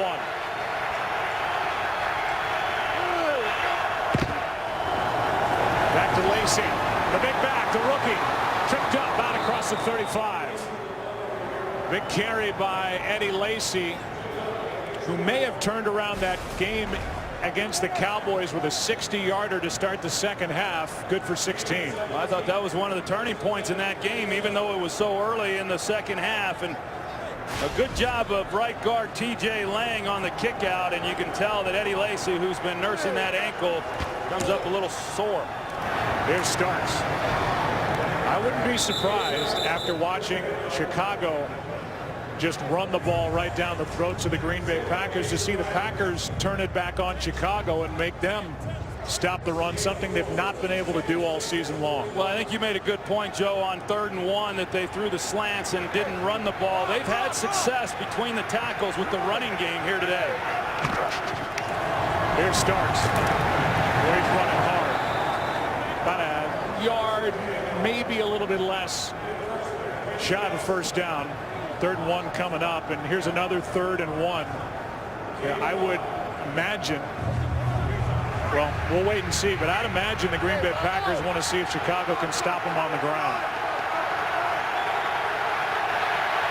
Then there's always Aaron Rodgers. It's Starks, and a big hole right up the middle. James Starks down inside the 15. And now it's Green Bay just cramming it right down the throats of the Chicago defense. They come back with the same play that they ran a little bit earlier with T.J. Lang kicking out. Andrew Corliss right here makes the key block. That springs James Starks. That's an excellent job by Corliss finishing off the block. And then you've got James Starks one-on-one on the safety. And we've seen poor safety play throughout the season by both these teams, unable to make a tackle. That's a season-long 41-yard run by Starks, who gets it again. I mean, there's something going on here with the ground game. Yeah, you've got Aaron Rodgers back, but the recent history of the Chicago Bears defense is, especially watching last week in the game against Philadelphia, they just collapsed trying to stop the ground game. Well, this might be 1970s football in the second half with the way these two run defenses have been. On 2nd and 9, they throw it. It's Jones out on the edge, and Jennings, a nice play. Forced him out after a gain of 5. Of course, they come right out here and they get the ball then to James Jones, and you got to believe that if it turns into that type of game here in this second half, Lombardi and Hallis, they'll be smiling. They'll be smiling, no doubt, on this cold day at Soldier Field. 3rd down and 4. Even worse than their season average today. This Bears defense stopping the run.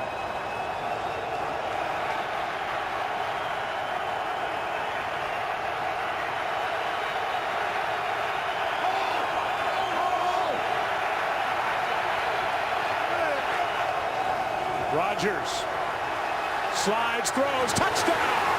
Randall Cobb in his first game back.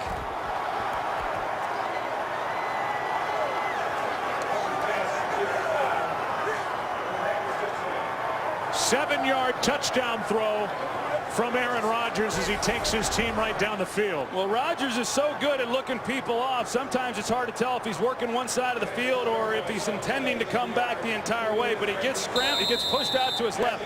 Randall Cobb runs an excellent route. I mean, Isaiah Fry had no chance to try to keep him covered there. 7th different receiver that Rodgers has found in this game, and he finds Randall Cobb after missing 10 games with a broken leg. Aaron Rodgers found number 18. And just like that, the Pack back on top by 6.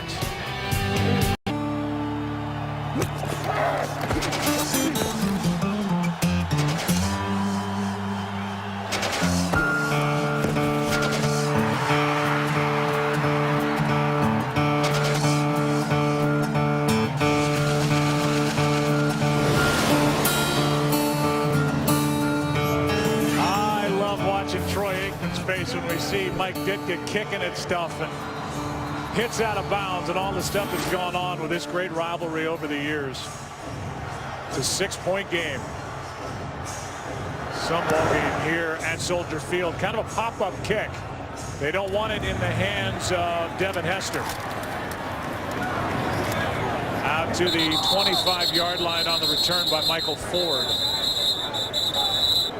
Well, you said it. We just looked at that little historical piece, whether it's Lombardi or Hallis. It's feed our statistician, and he's really good. It's going to cost you. In this second half, Green Bay's run it 7 times, thrown it 3 times. Chicago ran it 5 times, hasn't thrown it yet, and I don't see that changing. I don't either. I mean, the Packers threw when they got down in there. They come away with a touchdown, but both of these run defenses have been very poor throughout this year, have given up a lot of yardage, and I would anticipate that both of these offenses are going to lean heavily on these running backs. So here we go. Here's Forte. And Forte spins on a body out to the 30-yard line, a gain of 5. You know, you talk about Hallis and Lombardi, and there's been some tough guys who have been a part of this rivalry, and Ditka and Butkus and Nitschke, and you know what a great rivalry this has been going back many, many years, and this has been a heck of a ball game here with still half the quarter to go in the third. 2nd down and 5.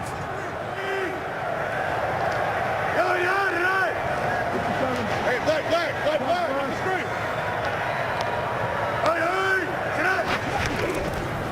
Another carry by Forte. Is daring the Green Bay defense to step up and make a stop. A gain of 1, so 3rd down, and you have to think eventually Jay Cutler's going to have to make some plays before the end of this one. Well, yeah, and Aaron Rodgers will have to continue to do that as well, even though they have been able to run the football. And you know, I thought it was interesting in visiting with Jay Cutler on Friday, and he was really, you know, somewhat downplaying the, I don't want to say significance of this game, but he said, I don't want to make it bigger than it is. Well, I mean, it's pretty big when it's a win and in situation. Cutler going to try and pick it up through the air. And he goes deep. He's got Jeffrey. Alshon Jeffrey. Into the end zone. They're going to mark him just shy. Inches away. But 67 yards on 3rd down. Sam Shields is in coverage, and the way he played it, he was anticipating that he was going to get safety help. Now they release the inside receiver up the field. That ties up the safety, Morgan Burnett. Sam Shields clearly thinks that he's going to have some help over the top on Alshon Jeffrey. He doesn't get it, and that's why Jeffrey was left so wide open.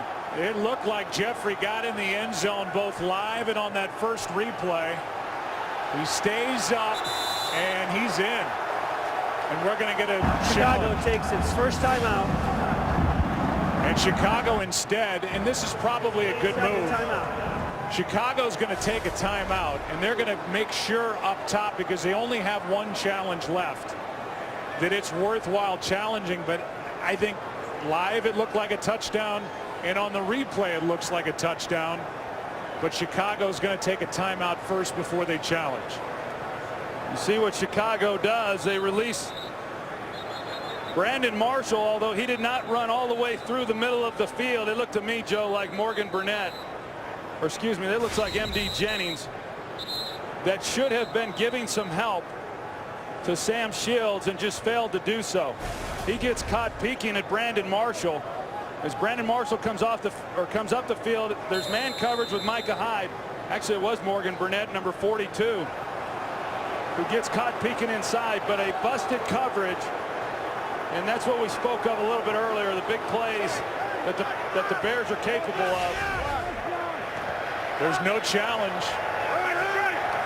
Looked like Jeffrey got in, might be academic, and it is. Touchdown Forte. That's his third of the day.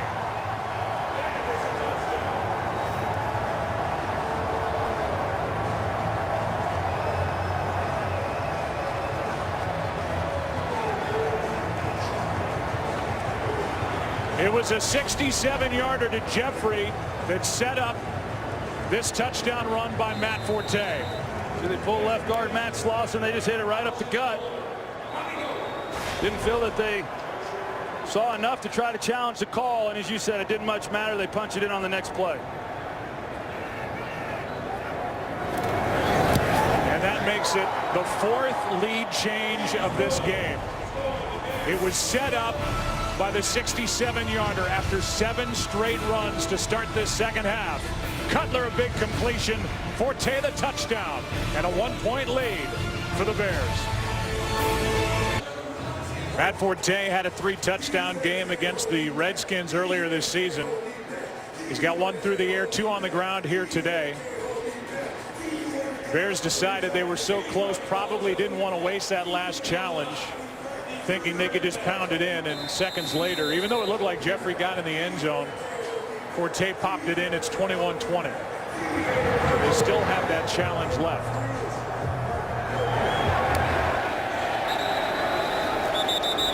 Packers will start with it, down by 1 at their 20. Tonight at 11, head over to America's new 24-hour sports network, Fox Sports 1, to see Jay and Dan on FS Live. The sports news and highlight show that everyone's talking about. FS Live tonight at 11 on America's new 24-hour sports network, Fox Sports 1. Saw that little highlight there of Peyton Manning. I guess congratulations are in order for him, right? As you said, he broke the single-season passing yards record, and what a year. It's amazing. I mean, it is really amazing, the numbers that he has put up, and what a year he has had. Blake Costanzo, who's an excellent special teams player, slow to get up. We had a chance to visit with Peyton Manning earlier in the year, and they're on their way to the #1 seed in the AFC playoff picture as they're taking apart Oakland. No surprise there. And Peyton talked about the nerve damage and feel in his triceps and not really feeling like he has everything he once did, but he's getting by so much on his intelligence and his understanding of defenses that his anticipation makes up for whatever arm strength he lost with those neck surgeries. Yeah, that's exactly right, Joe, that you can't do anything that fools him, and he anticipates throws so well that even with the little lesser arm, it doesn't impact the performance. So does this guy, Aaron Rodgers. Starting from the 20. Pass is caught. Jordy Nelson over 100 on the day. Tim Jennings on the stop, and an 18-yard completion to start the drive. Well, Aaron Rodgers just is so good at moving defenders and not really tipping where he's going with the ball that the backside guys then tend to relax a little bit. He fits another ball in there well. Here's Lacy, and he is stopped. Corey Wooten, the first guy there. Let's go down to Pam Oliver. Joe, another member of the Bears secondary may have been injured. Safety Major Wright is back in the locker room. Wright is being evaluated for a possible concussion. We'll keep you updated. All right, thanks, Pam.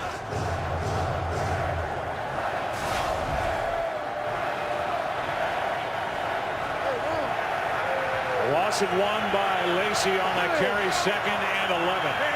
Fry was coming on a blitz. Showed it too early.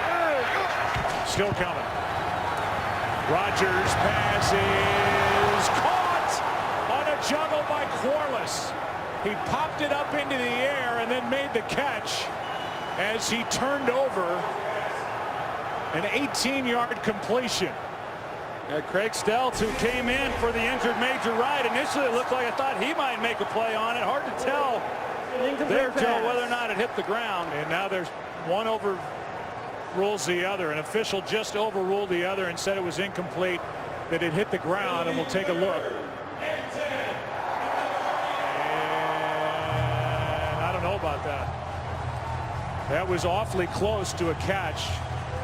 Here's a great look at it. Boy, that looks like it's His arms under the ball. It pops up and he makes the catch. It's close. His forearms look separated there for a moment, and I don't think there's enough there that the officials would be able to overturn it. We've seen Aaron Rodgers miss some high, and that was one that he missed low, because he typically does not miss a receiver down the middle like he did on that play. Now it's 3rd down and 10 and a challenge from McCarthy. Just studying him on the sideline, he waited. He heard from upstairs that that was worth a challenge, and this will be Green Bay's first challenge. And again, like you said, the forearms were separated. Green Bay is challenging the ruling on the field. It looked like the left pass. forearm and the right forearm were under the ball, and then the catch. We'll get the call from Clete Blakeman when we come back on this challenge by Mike McCarthy. Mike McCarthy challenged it. We checked in with Mike Pereira, our rules expert back in LA. Mike, what did you see from your vantage point? I think it's so close, Joe, that the problem is to me is that you see the tip of the ball disappear here. You can't see it completely off the ground right there.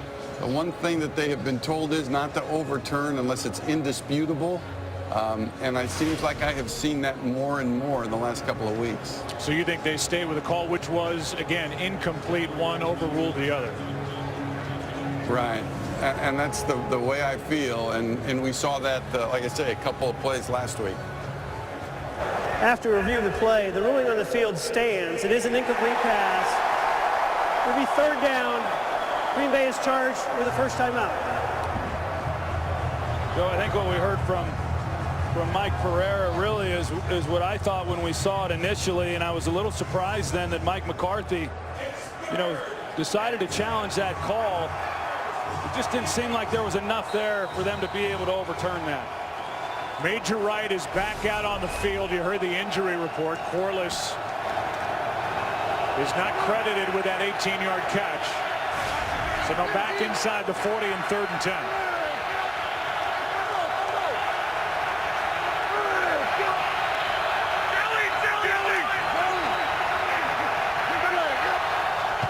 Blitz coming. Rodgers will throw incomplete for Jordy Nelson. Rodgers looking for a flag, won't get it. It's 4th down. Wright and Anderson with the coverage. James Anderson, he initially gets in the gap as though he's going to come, and then he backs out underneath. He's the one who takes this throw away by getting under Jordy Nelson. James Anderson has had a nice game. He leads the Bears in tackles, and then he makes a nice play in coverage. Mastay hits a short punt. They're just trying to keep it away from Devin Hester, and it's going to check up at about the 32, 30-yard punt. What's at stake today? Really nothing. As you look at the scores going on in the NFC, there's nothing surprising. Seattle on their way to clinching home field advantage. San Francisco looks good again. Troy, they're really going to roll into the playoffs. A hot club, the 49ers, a team that won the NFC last year and lost in the Super Bowl. The Cardinals made a heck of a push, but they needed help, and they're losing at home to San Francisco, and New Orleans doing their part at home against Tampa Bay. The Carolina Panthers, they secured the #2 seed. Is caught by Marshall. Hyde is out there to force him out. Good for 9. I'm not real sure, Joe. I'd like to face either one of these wild card teams that are going to get in. 49ers, as you said, if they win today, 6 in a row. Look at Carolina. They've won 11 of their last 12. Started the season 1-3. Everybody was calling for Ron Rivera's job, but they don't win pretty all the time. They didn't last week, and it wasn't that pretty today, but they get wins. We saw that Luke Kuechly last week. He's something special. He is incredible. Here's a first down picked up by Forte. Never be without football. Get coverage of every NFL game on NFL Mobile. Call ** NFL to download it now. Forte. 16 carries, 79 yards, averaging just under 5 yards per rush. 180!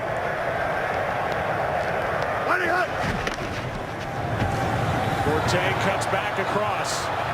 Gives a stiff arm and has a nice carry. Threw a stiff arm into Sean Richardson and picks up 16 yards. Well, Sean Richardson, this time he's the one victimized. They just do not contain. It's amazing watching the Packers each week how they have defenders who are responsible to turn the running back to the middle of the field. Sean Richardson drops down. He gets caught inside, gets the stiff arm. Matt Forte gets on the edge, and we've seen it time and time again.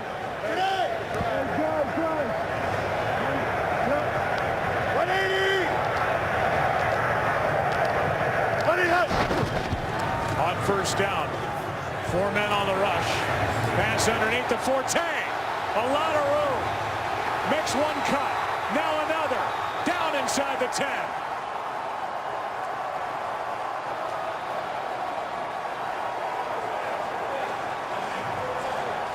This looked like a bust in coverage by Nick Perry. You're going to see him moving across here. It looks like he's playing man coverage. Everyone else is playing zone, and then they drop it underneath to Forte. Nick Perry comes up. He can't make a tackle. They completely turn Matt Forte loose in the flat, and then he makes people miss. And big gain for the Bears. 132 total yards for Matt Forte in this game with 3 touchdowns. Trying to add some more. Out near the 5. Dom Capers, who has such a great resume and who has been dealing with one injury after another, and this may be yet another, out on the sideline with a player down. There are questions about his job security coming into week 17 for this 26th ranked defense. They're playing without Clay Matthews. They're playing without Brad Jones. And the absence of those 2 veteran linebackers really showing up in this big game here as Josh Boyd, the rookie nose tackle, is down and getting looked at on the sideline. Before a 2nd and goal with the ball at the 5. Yeah, Josh Boyd, one of those rookies who's had to play a lot this year because of the injuries that you spoke of, and a big body in the middle. They've had problems already in run defense, and this would be another big blow to this defensive front if he's unable to continue. They lost Johnny Jolly. There's Matt Forte. Matt Forte, 27-year-old running back in his 6th year out of Tulane, a 2nd-round pick back in 08. He started the day number 3 in the NFL in yards from the line of scrimmage with over 1,700. And he is right there at a 2,000-yard season for the Chicago Bears. Hey, he's good when you do play sound defense. You know, he's impossible to stop when you don't even cover him.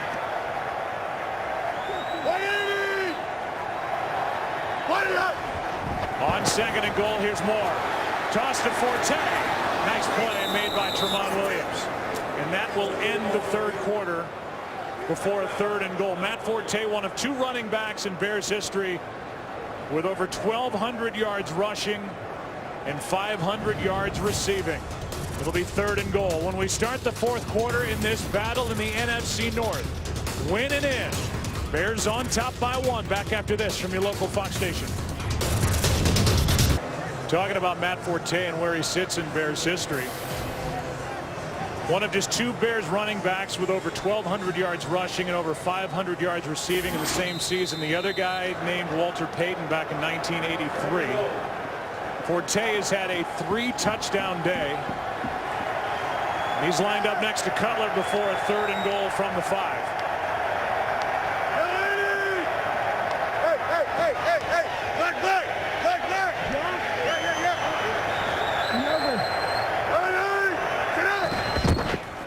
Blitz. Pass is caught for the touchdown. Brandon Marshall. What a throw. What a catch. Are you kidding me? I thought Cutler was just throwing that ball away, and maybe he was, or just giving Marshall an opportunity. It looked like good coverage. Marshall turns and This was something else. Tramon Williams is underneath this throw, and actually, you know what, Joe? That looked like it was a design play, maybe, that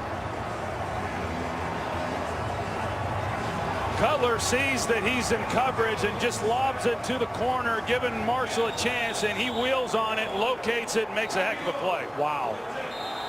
I mean, what this guy has done this year, and now with Alshon Jeffrey on the other side, you talk about weaponry in an offense. You can't defend that, can you? 8-point game. Yeah, no, it was not designed. It was really just two guys that have a history together going back to the days at Denver. Last year, this is really all they had, was this connection with Jay Cutler and Brandon Marshall, and Cutler just lays it up to the pylon to just say, hey, it's either Brandon Marshall or nobody. And what an adjustment to the football Brandon Marshall made. They talk about the great center fielders in baseball that have the ability of taking their eye off the ball, spin, and then relocate the ball. And that's exactly what Marshall did. He spun around the body of the defender and then went back up in the back of the end zone, found the ball, made the catch, and got inbounds. Well, as many great catches as Jay Cutler has seen Brandon Marshall make, you saw that grin on his face. Even he thought this one was pretty good. That's a great job. That's not easy to do. You know, you take your eyes off the ball as he turns there and then relocate it once again in flight. That's very, very difficult. He makes it look routinely easy. Tramon Williams can't believe it either. I mean, what's Tramon Williams supposed to do? Jay Cutler, you know, this has been Matt Forte's day.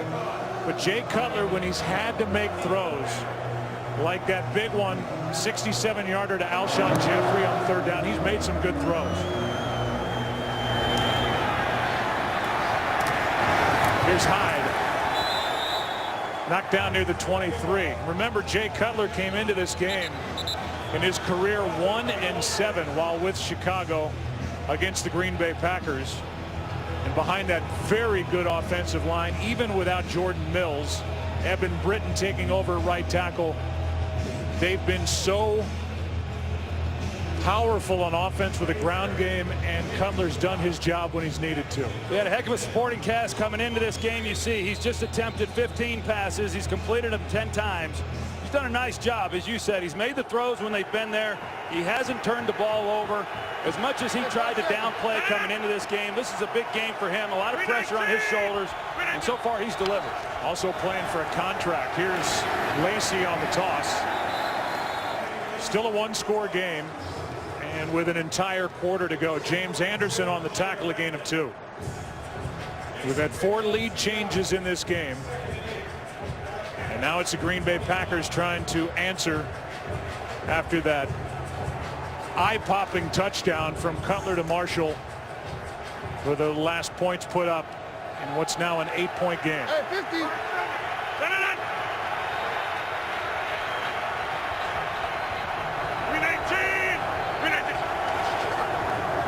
Nelson gets around Jennings, stays up. Jordy Nelson down the sideline, and a big catch and run. Jennings couldn't make the play.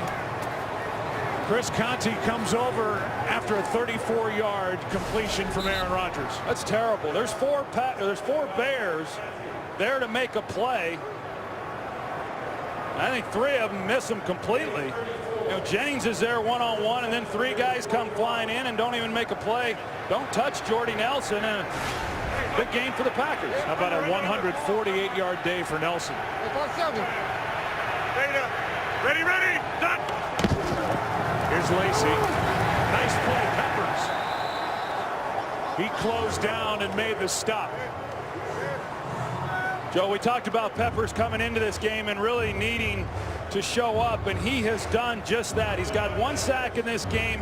He makes a play there, but he's made a number of other plays that are not going to show up in the stat sheet. I think he's been outstanding in run defense. He's had himself a nice game. 2nd down and 9.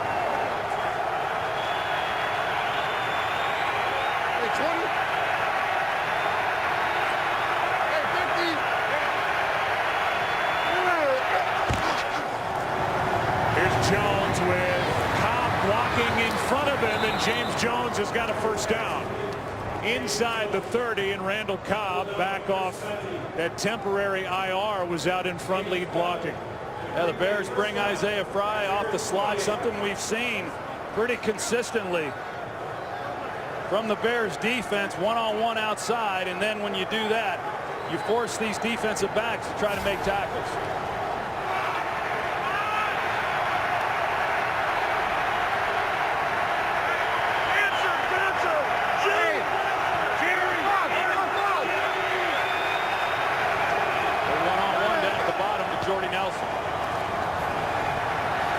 Pass is caught somehow by Corliss. Conti flashed in front, looked like he had a shot at an interception, and somehow it got through to Corliss for a 23-yard completion. It looked like it had to go through the body of Chris Conti because he was in a position to make a play. I don't know how that ball got in there. It looked like it went right through the arms of Chris Conti. Here's Lacey. Eddie Lacy is going to get to the edge for the touchdown. Aaron Rodgers was out there throwing a block. And Eddie Lacy is in for the score. And in case you're wondering, now down by 2. Crosby is on the field for the extra point. Well, everybody collapses. You know, they got Eddie Lacy bottled up, but nobody stays home and contains. And we've seen that a lot from the Packers defense. This time, the Bears do the same thing, and the Packers deciding to settle for 1. And it's 28-27. Packers have rushed it today for 148 yards. Lacy's got the touchdown, his 11th of the season. Back to a 1-point game. Today's game on Fox is sponsored by Nationwide Insurance. Nationwide is on your side. By Bud Light, official beer sponsor of the NFL. And by Taco Bell. Sometimes you gotta live Moss. Eddie Lacy with a touchdown run from 6 yards out. Jordy Nelson with a 34-yard catch on that 77-yard drive. We'll give you another look at that catch by Corliss that it literally looked like it passed through the body of Conti, the safety, as Crosby will kick it away. Devin Hester from the 5, getting a chance to return another.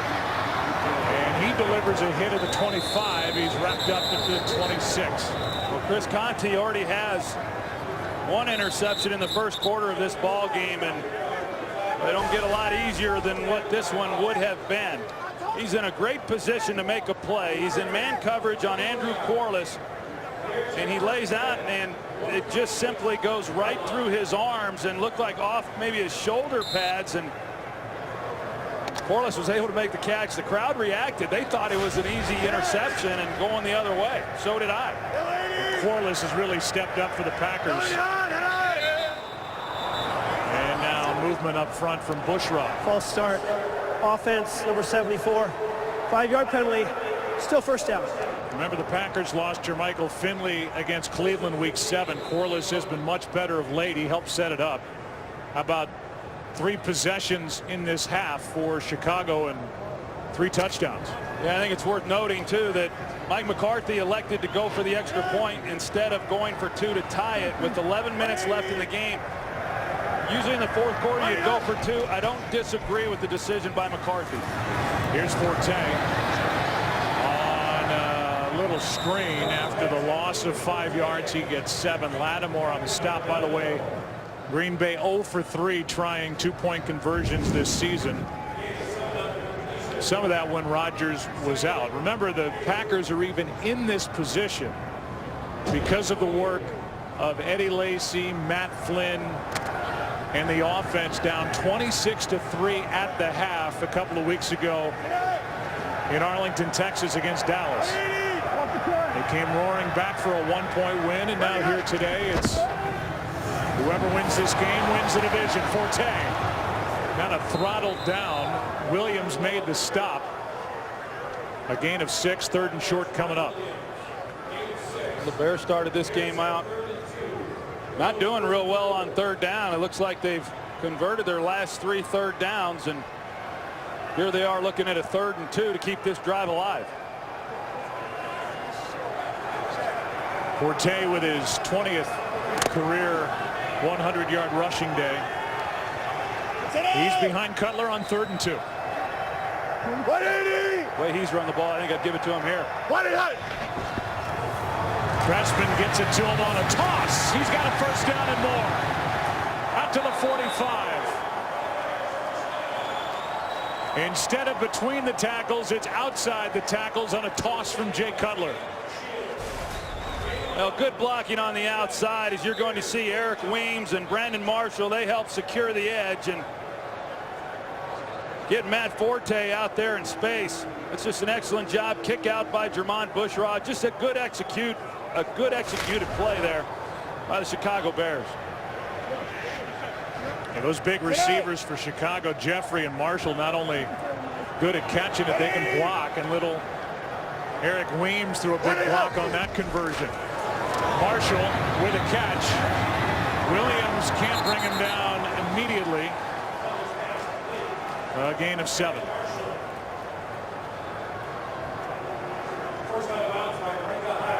Second and 3 coming up.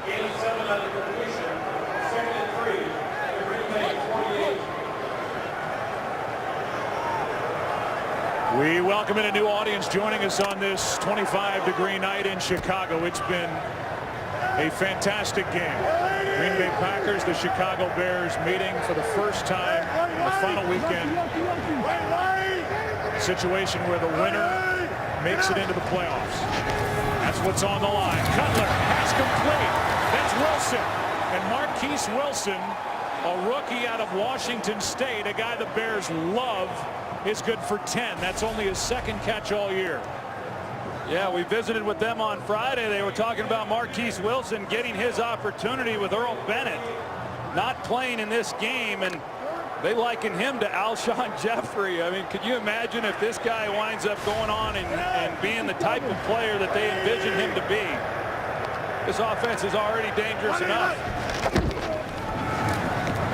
Penalty flag as Jeffrey can't make the connection on the catch. Flag early, and it's against Chicago.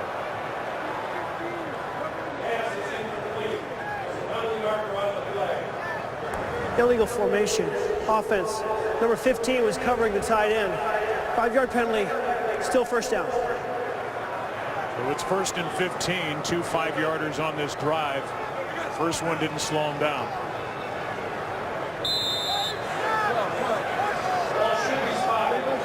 Forte has a touchdown. Brandon Marshall, if you're a part of the crowd that just joined us, had an incredible spinning touchdown reception moments ago. Last time the Bears had it. 8 minutes to go. 1st and 15. Cutler, Forte, good play, Hawk. First time we've said the name of A.J. Hawk today. He's the constant in the middle for Green Bay with all the injuries and flux around him. A lot of field there too for A.J. Hawk to defense, because you're so worried about the big playability by the big wide receivers on the outside that Cutler comes underneath to Forte, but A.J. Hawk played it very well. You see Josh Boyd is back in. Injured his hip earlier. He's back in the middle on 2nd and 12.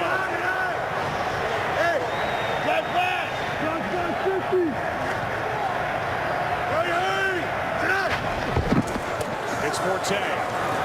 Nothing there initially. Looking for a block. Cutler trying to get in on it. Good play. Tackle is made by Malumba, and a loss on the play of 5. And a big stop on that 2nd down play by the Green Bay defense. Well, huge stop by this defense, because they rally to the ball carrier and they're able to get him to the ground. Andy Malumba this time, he stays put. I'm sure they've had some talks with him and others over there on that Packers sideline about staying home and not giving up containment. This time he does just that. Now 3rd down and 17.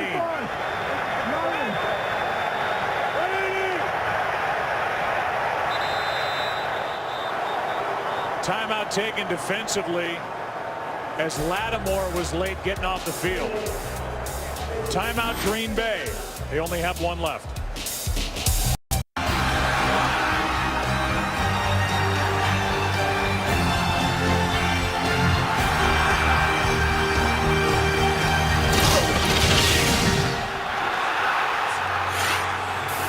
Whoever wins this game wins the division and hosts a playoff game next weekend.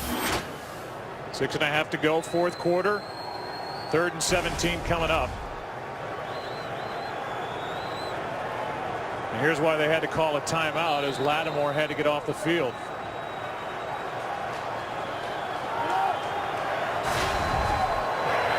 So Green Bay with only 1 remaining. 3rd and long.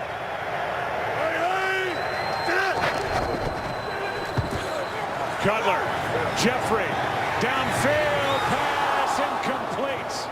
Coverage by Shields. And a rare stop. Really the only stop defensively for Green Bay in this second half. Yeah, and Alshon Jeffrey had an opportunity on this. You know, it hits him in the hands, and Sam Shields did not get his hand in there. It didn't appear. But Jay Cutler on 3rd and long just gives him an opportunity. Sam Shields doing all that he can. You see, Jay Cutler sees that he actually could have caught that ball. But nevertheless, the Packers get off the field, Joe. But that timeout, that could prove costly to this Packers team as we go through the next 6.5 minutes.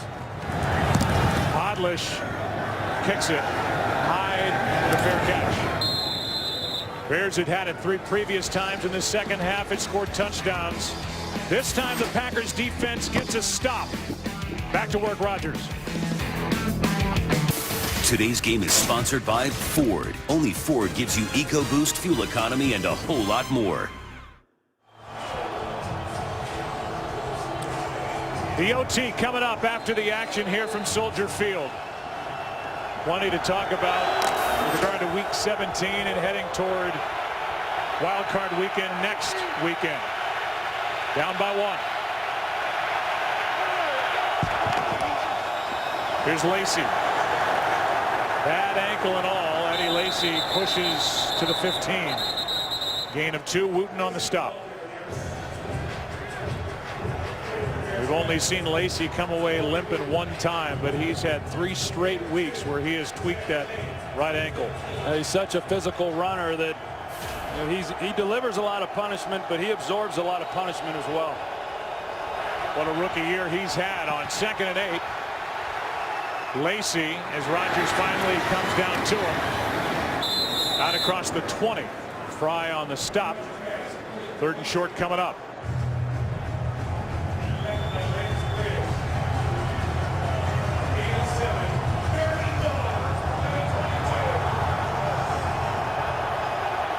Third down and 2.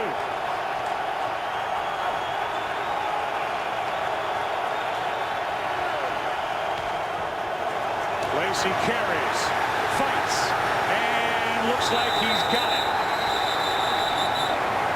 The official came running in from the far side, and if you trust the line in the right foot of the head linesman, he was knocked down right at the marker. And this is going to be inches either way. Ratliff on the tackle. It looked like Lacy right here picked it up. Conte came in. He was in the arms of Ratliff. And then it depends on the spot. Yeah, I thought he got the first down as well. And what an excellent job by Eddie Lacy of keeping his legs going. And this guy is really something special. They are going to be inches short. There's a challenge out there for Mike McCarthy if he wants to go that way. You can see him talk into the headset, say challenge it, and he may throw it out there. He's trying to make that determination. He's getting some advice from upstairs on what he's going to do, whether he's going to challenge it or whether or not he's even maybe going to go for it on 4th down. But take another look at this play by Eddie Lacy and see exactly how far he was able to get, because I don't know if there's going to be enough there to overturn it if they challenge it. I agree with you. It looks like they're going to go for it. You gotta remember too, if he challenges it and loses it, he loses his last time out.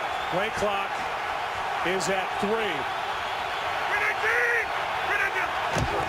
They get it away, and it's Kuhn for the first down. First down, Green Bay. John Kuhn picked it up. You know, they were so late, Mike McCarthy was, in deciding whether or not to go for it there on 4th down or challenge the call. He's waiting to hear some from somebody upstairs that they almost didn't get that play off in time. We're going to get a measurement, but clearly he's picked it up, which gives Green Bay a little extra time to make this what should be a first down call. I mean, that's clearly a first down by Kuhn. Well, they were fortunate to get it off, Joe, because not only were they rushed on the play clock, and then Aaron Rodgers has to get Ryan Taylor, the tight end, up on the line, which took a little time as well. First down Green Bay as they trail by 1, 4.5 left. Pretty big call there by Mike McCarthy. Going forward on 4th down, backed up on his own end of the field. John Kuhn, he goes and gets it. But man, those are hard calls to make for these head coaches. On some level, it has to come down to the Green Bay defense as well if you're Mike McCarthy. 319! Might as well keep the offense out there. Here's Jones. Cobb delivers a block. And Jones out to the 29. Gain of 6. James Jones. Back by Isaiah Fry. Well, right now with the difference in the game being 1 point, Joe, and it goes back to Mike McCarthy deciding with 11 minutes to play to kick the extra point as opposed to going for 2. A lot of coaches in the 4th quarter would have gone for 2 at that point. Here's a pass off the hands of James Jones. Now 3rd down and 4. So another big 3rd down. Yeah, this was there. This was a well-thrown ball by Aaron Rodgers. He protects James Jones on the throw and gives him a chance. James Jones just unable to come up with it.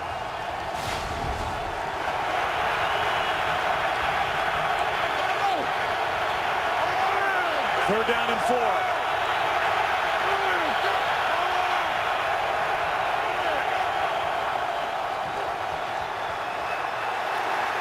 Rodgers is going to lunge for the first down.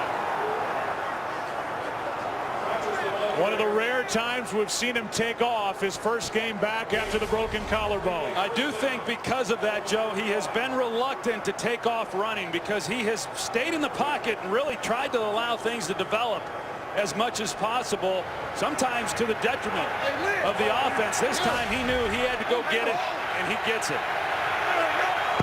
On first down, Rodgers finds his target, Nelson, as we're coming up on 3 minutes left. If you go back to going for the extra point of the 2-point conversion, 2-point conversion, if you make it, you're in a tie game. If you don't get it, it's still just a 2-point game. So there's still some question as to whether McCarthy should have gone for it or not. He elected to kick the extra point as Lacey is going to try and fight for the first down. He's about a yard short, maybe a little less. It's certainly a discussion point, Joe. I think early in games through the first 3 quarters, you always kick the extra point. Too many times you see these coaches go for 2, and then that point that you failed to get comes back and haunts you. That's why I said at the time, a little over 11 minutes to play. I didn't disagree with the call, but if this game ends as a 28-27 ball game, it certainly will be brought into question. Now 3rd down and 1. You got to think they've got 2 downs to get a yard. Toss to Lacey, and Eddie Lacy is not going to get it. Lance Briggs on the stop, and that should carry us to the 2-minute warning. We'll take a break. It'll be 4th down when we come back. Packers with the ball, down by 1.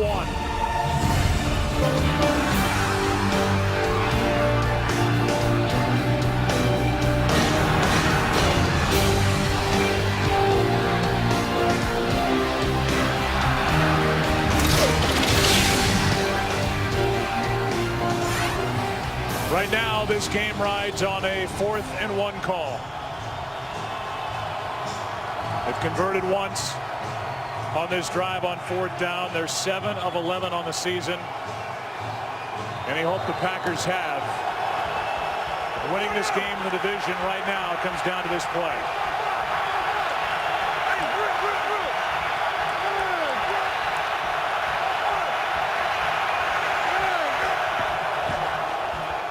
Pass is caught by Jordy Nelson. They put it in the right hand of Aaron Rodgers, and he put it right into the lap of number 87. Well, hey, the game's on the line right here. You come to your guy leading the team in receptions this season, and that's not an easy play to make. Not an easy throw. Jordy Nelson, sure-handed, makes a key catch. And now a whistle stop play before the snap on first down. I think they're going to take another look at it maybe, Joe, but I don't know if there was any movement before the snap or not. Let's take another look. Looked like a clean catch. The officials gather at the Bear 45. Meanwhile, think about where the Green Bay Packers' fate may lie, and it may rest right on the right foot of Mason Crosby. There was a practice football that came onto the field. So we reset the play clock to 40 seconds and the game clock to 1 minute 35 seconds. 1:35. That guy number 2, Mason Crosby, was under fire all last year. He had an NFL low 64% on field goal attempts and field goals made last year. He took a pay cut to $840,000 with incentives, could get back to his original salary. He's had a big comeback year. He's getting ready. Rodgers wasn't ready for the snap, somehow caught it, and the pass is incomplete for Quarles. But that play started dangerously for Aaron Rodgers and the Packers. He was not looking for the snap, but it went right into his right arm. Yeah, that's right. And if it had not have been snapped where it was, then that ball's behind him because he was not ready. This was another example, though, Joe. It looked to me like Aaron Rodgers, in most circumstances, he would have kept the ball and ran. There was a lot of field open for him if he had elected to take it. Instead, Quarles slipped. And it's 2nd and 10. Handoff is to Lacy. And Eddie Lacy, not much. Over the right side, gets 2. Now, this Bears defense has really tightened up against Eddie Lacy. There has not been a lot of places for him to go with the football here on the last few carries. 3rd down and 8.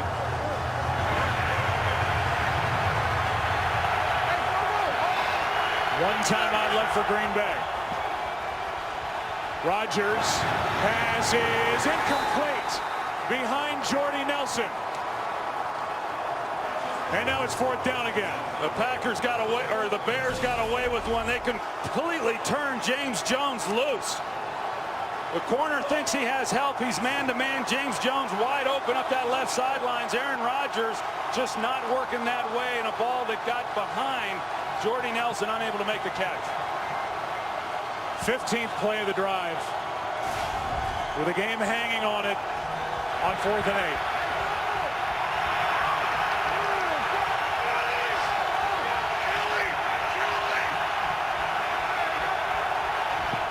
Blitz.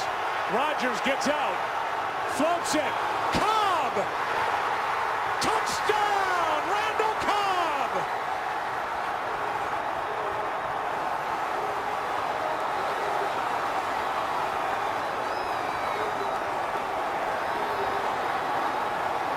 His 2nd of the game.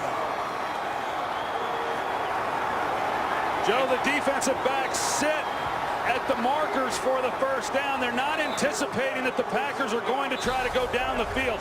Chris Conte, you see it, he's jumping. He settles right at the first down marker, and Randall Cobb goes right by him. Give Aaron Rodgers some credit. He has Julius Peppers right in his lap. He's able to make him miss, and then finds Randall Cobb down the field. Big play for the Packers. Huge on 4th down. And now they'll go for 2. They're going to go for 2 here and try to make this a 7-point game. Cobb, 2 catches, 2 touchdowns. But there's time left. Do right. No, Lucy, 2 timeouts for Chicago. Lucy, got it, go.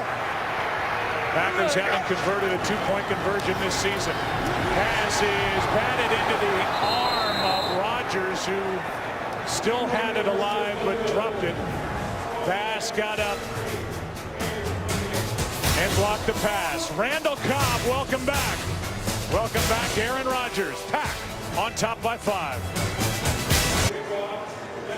Aerial coverage provided by Nationwide Insurance. There have been 5 lead changes in this game, and now Green Bay is back on top by 5 points. Randall Cobb missed 10 games. He's had 2 catches today, both for touchdowns. And now it's on Jay Cutler and the Bears offense. First it's Hester, and it gives him a chance out near the 40. 31 seconds left with 2 timeouts. Look at the job that John Kuhn does coming over to help get enough, just enough of Julius Peppers off the edge, and Aaron Rodgers then able to buy a little bit of time. Now on the back end, Chris Conte, as I said, he sits on the first down marker thinking that they're going to throw the ball short. They also could have gotten Major Wright for pass interference on Jordy Nelson, but Cobb gets in behind it. And I got to tell you, Joe, that is not an easy throw for Aaron Rodgers moving to his left. A lot of good things on that play that had to happen for the Packers to come away with a touchdown. On first down, Cutler. He's going to throw incomplete to Martellus Bennett, and they'll spend a timeout. They've got 1 left, 22 seconds left. There is still time remaining, but the Bears have to get it into the end zone. Well, 1 timeout remaining, and so they can still get the ball underneath. They're going to have a shot into this end zone, so everybody can sit on the edge of their seat and watch the finish on this one. How about that drive by Green Bay? 15 play, 87-yard drive. They get 48 yards on a 4th and 8 play, and they converted 3 fourth downs on that drive. Pretty good. They had to make plays, and they got the ball to the guys who make the plays, that being Jordy Nelson, Randall Cobb. Good to have him back, and then of course the job that Aaron Rodgers does delivering the football. 24 seconds left. Cutler steps up, no pressure, end zone pass is batted away for Jeffrey. Burnett got over and knocked it away. 16 seconds left with a timeout. Not so sure I wouldn't come back with that play again. They've got time to run it a couple more times, you know, rather than come underneath and then just try to take maybe 1 more shot into the end zone. But these receivers are so dangerous because of their length and their ability to go up for the football. Both Alshon Jeffrey, Brandon Marshall, and then as we talked about a little bit earlier, Marquise Wilson, who's also 6'4". On second down, Cutler is going to come underneath, and Marshall dropped it. Had it in his chest, could not complete the catch. Now it's 3rd down, and 10 seconds remain for Chicago. You know, with this throw right here to Brandon Marshall, he runs the deep dig route and has a chance to make a play on that, and probably wasn't going to go much further even if he had made the play. But if they had got that kind of yardage, they would have been able to run a more designed play into the end zone. Division riding on this possession now for Chicago. Everybody back deep in the secondary for Green Bay as Cutler buys time. This could be it. Cutler is going to air it out for the end zone in the direction of Marshall. It's picked off by Shields. Green Bay wins the North.